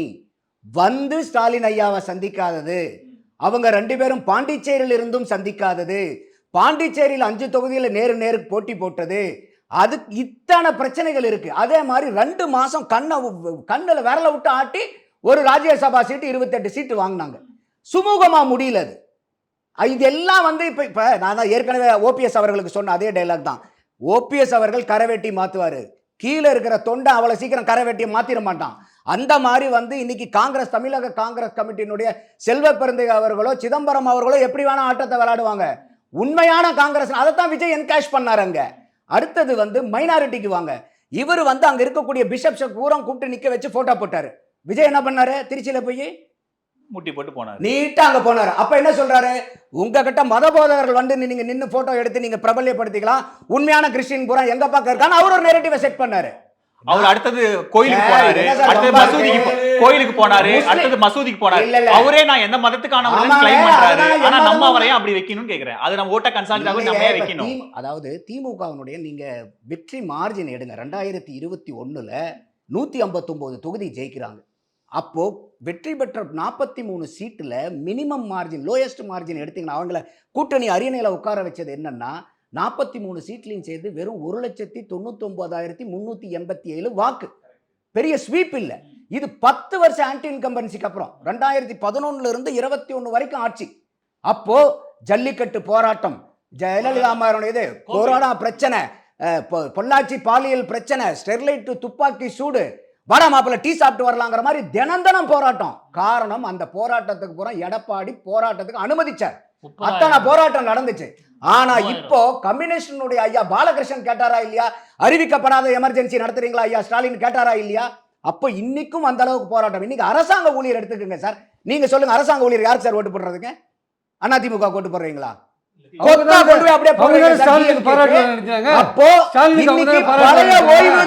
கொண்டு வருவாங்க, புதிய டாக்ஸ் கொண்டு வந்து தலைவர் சொல்ல முடியாது சார். அவங்க நடத்தலாம். இல்ல நீங்க அவங்க பேசும்போது நம்ம அமைதியா இருந்தோம். நம்ம பேசும்போது நம்ம கருத்துக்கு எதிர்கருத்து வைங்க, பேசவே விட மாட்டோம்னா என்ன அர்த்தம்? அரசு ஊழியர்கள் ஜாக்டோஜி அமைப்பு பாராட்டு விழா நடத்தி முதலமைச்சர் சட்டப்பேரவையில போய் வாழ்த்து கொடுத்து நீங்க அரசாங்க ஊழியர்கள் ஏமாத்தப்பட்டான். நீங்க ஓல்டு பென்ஷன் ஸ்கீம் இல்ல சார். அவர் அவரோட நேரம் சார். உங்களுக்கு அடுத்தது உங்களுக்கு தான் வரும் அவரோட நேரம் சார். எத்தனை இடத்துல அரசாங்க ஊழியர்களுடைய மெசேஜ் சோசியல் மீடியால படிச்சீங்களா இல்லையான்னு தெரியல. லெட்டரோட அத்தனை பேர் வந்து ஜாக்டோ ஜியோவில் இருக்கக்கூடியவங்களை பூரா நிர்வாகிகளா இருக்கிறவங்க கிளின்னு கிழிச்சு, இதுல நீங்க எத்தனை பேரையா பழைய ஓய்வூதிய திட்டத்தில் இல்லாம புதிய ஓய்வூதிய திட்டத்தில் எத்தனை பேர் இருக்கீங்கன்னு கேள்வி கேட்டாங்க. அப்போ இவங்க பூரா இப்ப எப்படி இந்த சாம்சங் போராட்டத்தில் வந்து பிரச்சனை முடிஞ்சிருச்சுன்னு போய் மாலை போட்டு வந்தாங்க பாருங்க கம்யூனிஸ்ட், அந்த மாதிரி இந்த இடத்துல ஜாக்டோ ஜியோ ஏமாத்துனது. அப்போ அரசாங்க ஊழியர்கள்ட்ட அந்த போராட்டத்தில் போய் ஐயா சத்தியம் பண்ணி கொடுத்தது என்ன? ஏன் டோர் எப்பயுமே திறந்திருக்கும், வாங்க பழைய ஓய்வூதிய திட்டம் கொண்டு வந்தனாரு. இப்ப என்னாச்சு? இப்ப கொண்டு வந்திருக்கிற டாப்ஸை விட சிபிஎஸ் பரவாயில்லங்கிற அளவுக்கு வந்து. Okay sir. அப்ப உங்க கருத்துப்படி எல்லா செக்ஷன்ல இருந்து ஓட்டு பிரியுது. 2021 பொறுத்த வரைக்கும் நான் என்ன சொல்ல வந்தேன்னா, அவ்வளோ ஆன்டி இன்கம்பன்சிக்கு அப்புறமும் வெறும் 2 லட்சத்துக்கு கீழே வாக்கு வித்தியாசத்துல தான் நீங்க ஆட்சியில உட்கார்றீங்க. அப்போ இப்ப 5 வருஷம் பிரச்சனை இருக்குது. 10வது குறைக்கு விஜய்ங்கிற ஒரு தேர்ட் ஃபோர்ஸ் உள்ளார வருது. நாம் தமிழர் கட்சி சீமான் ஏற்கனவே இருக்காரு. அப்ப இவங்கெல்லாம் வாக்கு பிரிக்கும் போது பிரதானமான எதிர்ப்பு எங்க இருந்து பிரிக்கப்படும்னா திமுக இருந்து. அதுக்கு தான் நான் இவ்வளவு சொன்னேன். அப்போ நான் ஏற்கனவே சொன்னது 30,000 வாக்குக்கு கீழே எடுத்தீங்கன்னாக்கா சற்றேறக்குறைய 185 தொகுதி. அப்ப விஜய் அவர்கள் இங்க பூந்து 25% வாக்கு வாங்கினாலும் அப்படியே இது பிளிப் ஆகும் சார் சைடு. அதிமுக வந்து ஒரு மாபெரும் வெற்றி பெறும் நான் சொல்லல. இந்த திமுகவினுடைய ஓட்டை பெரிய அளவுக்கு விஜய் அவர்கள் எடுக்கிறனால அன்லஸ் அண்ட் அதர்வைஸ் விஜய் அவர் ஐயா மதிவானன் சொன்ன மாதிரி 35-40% மேல போய் அவரு சீட்டு கன்வெர்ட் ஆகலனா இந்த விஜய் அவர்கள் பிரிக்கக்கூடிய வாக்கு அது வந்து it is going to give an edge for ADMKங்கிறது. என்ன காரணம்னா இப்ப நீங்க ஒரே நிமிஷம் ஃபைனல் பாயிண்ட். போன தடவை திமுக 188 சீட்ல நின்னு சார் 133 சீட்ல தனிப்பட்ட கட்சியா ஜெயிக்குது. Conversion rate 70.74%. இப்ப நீங்க நிக்கக்கூடிய 135 சீட்டுல 118 சீட்டு ஜெயிக்கணும்னா 67%. 135 சீட்ல எங்க சார் நிக்கிறாங்க? 135 எங்க நிக்கிறாங்க? Sorry 175 seat. அந்த 175 சீட்ல இருந்து நீங்க எடுக்கணும்னா உங்களுக்கு 67 சீட் பர்சன்டேஜ் உங்களுக்கு கன்வர்ஷன் வரணும். அப்ப இந்த 5 வருஷத்துக்கு அப்புறம் உங்களுடைய கன்வர்ஷன் ரேட் 70.74 இருந்து வெறும் 67 தான் குறையுமா கன்சிடரிங் விஜய் ஃபேக்டர். அப்போ இது நம்ம வந்து பாத்தீங்கன்னா டிஎம்கே ஸ்வீப் ஆயிரும், டிஎம்கே ஸ்வீப் ஆயிரும். நான் இப்ப பேசுறது எதுவுமே என்னுடைய விருப்ப பேசல. நான் பேசுறது கூறா டேட்டாவுடைய தரவுகளுடைய அடிப்படையில ஒரு இன்டர்பிரேஷன். என்னுடைய விருப்ப நான் எங்கேயுமே சொல்ல. எல்லாருமே இன்டர்பிரேஷன் தான் கொடுக்குறாங்க. மே 4ஆம் தேதி பெட்டியை திறந்தாதான் நமக்கு உண்மை தெரியும். எந்த டேட்டா ஒவ்வொரு டேட்டாவும் ஒவ்வொரு ஸ்டோரி அவர்ட்ட போயிட்டு வந்தாரா sir? we need to read in between the numbers. Yes அந்த நம்பர் என்ன கதை சொல்லுதுங்கிறதா இங்க முக்கியம். நிறைவு சுற்றுக்கு முன்னாடி நான் பாக்கி அவர்கள்ட்ட இரண்டாவது கட்ட சுரு கேட்டு வந்துடுறேன் சார். இப்போ முக்கியமான புள்ளி என்ன அப்படின்னா, இப்போ இவர் சொல்றாரு விஜய் நிறைய செக்ஷன்ஸ் வந்து வாக்கு அதிமுகவுக்கு ஷிஃப்ட் ஆகுதுன்றாரு. மதிவானன் சார் என்றார் அப்படி ஷிஃப்ட் ஆனா கூட அந்த இடத்துல கேபிட்டலைஸ் பண்ற அளவுக்கு அதிமுக இல்ல. பிரியன் சார் என்ன சொல்றாரு, அப்பெல்லாம் போறதுக்கு வாய்ப்பே இல்லை, ஆன்டி இன்கம்பன்சி ஓட்டு போகுது. அதுக்கப்புறம் வந்து பாஜகக்குள்ள இருக்கிற அண்ணாமலை ஆதர்சம் பார்த்தா யங்ஸ்டர்ஸ் எல்லாரும் இந்த முறை வந்து நம்ம விஜய்க்கு ஷிஃப்ட் ஆகலான்ற அந்த ஒரு கணிசமான ஓட்டு போகுது. இப்படி நிறைய செக்ஷன்ஸ்ல இருந்து அங்க இருந்தும் ஓட்டு போகுது. ஆனா கணிசமா அதிமுக கிட்ட இருந்து தான் போகுது, திமுக டேமேஜ் இல்லைன்னு 3 ஆங்கிள் வைக்கிறாங்க. உங்களுடைய பார்வை என்ன? இல்ல கணிசமானது திமுக இருந்து போகும். அவர் நீங்க கடைசி கட்டத்துல தான் அதிமுக எதிர்த்து பேசியிருக்காரு. அதுக்கு முன்னாடி வரை தீவிரமா அவர் கலந்து கொண்ட பொதுக்கூட்டங்கள் எல்லாத்திலுமே திமுக எதிர்த்து தான். அப்ப திமுக மீதான எதிர்ப்பு, எம்ஜிஆர் படத்தங்களை எம்ஜிஆர் சிலைக்கு மாலை போடுறது, எம்ஜிஆரோட போட்டோ எடுத்துக்கிறது, ஜெயலலிதா படத்தை வைக்க அனுமதிக்கிறது, இதெல்லாம் அதிமுக வாக்கு குவிப்புல ஒரு சலசலப்பை ஏற்படுத்தாதா? ஒரு எம்ஜிஆர் போட்டோவை வைக்கிறனால உடனே அதிமுக கரவேட்டிக்காரங்க புறம் இன்னொருத்தர் சார் அரசியல்ல அதெல்லாம் சிம்பாலிக் தான் சார். அப்படின்னா அரசியல்ல நான் அப்ப திமுகவா தீய சக்தின்னு சொல்லிட்டா முஸ்லிம்களா போயிடுவாங்க. அப்ப லாஜிக் இல்லல்ல. அதேதான் சார் இது அரசியல்ல எல்லாமே புரியுதுடா சார். மைனாரிட்டி ஓட்ல கூட நான் சொன்னது நம்ம மைனாரிட்டி ஓட்டு போய்டும், கிறிஸ்டியானிட்டி ஓட்டு வந்து அதுவே நாம முட்டி அப்புறம் அவர் கோவப்படுவாரு. முட்டி போட்டா அப்புறம் அவர் கோவப்படுவாரு. முட்டி போட்டு போய்ட்டா இஸ்லாமியர்கள் வந்து மாத்தி போட்டுறாங்க, கிறிஸ்டியன் மாத்தி போட்டுறாங்க கேட்பாங்க. சார் நான் சொல்ல வரேன் நானு he himself is a Christian. Yes. He is himself is a Christian. இருக்கட்டும் சார். என்னன்னா சிறுபான்மையினர் ஓட்டு அப்படியே போயிடும் அப்படின்னு அதிமுக கிட்ட இருந்து போக முடியும் சார். காலங்காலமாகவே சிறுபான்மையினர் ஓட்டு ஓரளவு கணிசமாக திமுகவுக்கு தான் போகிறது. அதனால ஒன்றும் பாதிப்பு கிடையாது. அதிமுக அது இல்லாமலே தான் கடந்த பல காலமாக இருந்திருக்கு. அதே சமயத்தில் சிறுபான்மை ஓட்டு பிரியும் அப்படின்னா திமுக கிட்ட தான் பிரியும். அதற்கான சான்சஸ் தான் இருக்குது. என்னை பொறுத்தவரை நான் விஜயை வந்து ஒரு சிறுபான்மையினர் ஓட்டுநோட ஐக்கானா நான் பார்க்குறேன். அவர் நடிகர், அந்த கேரிஸ்மா தான்.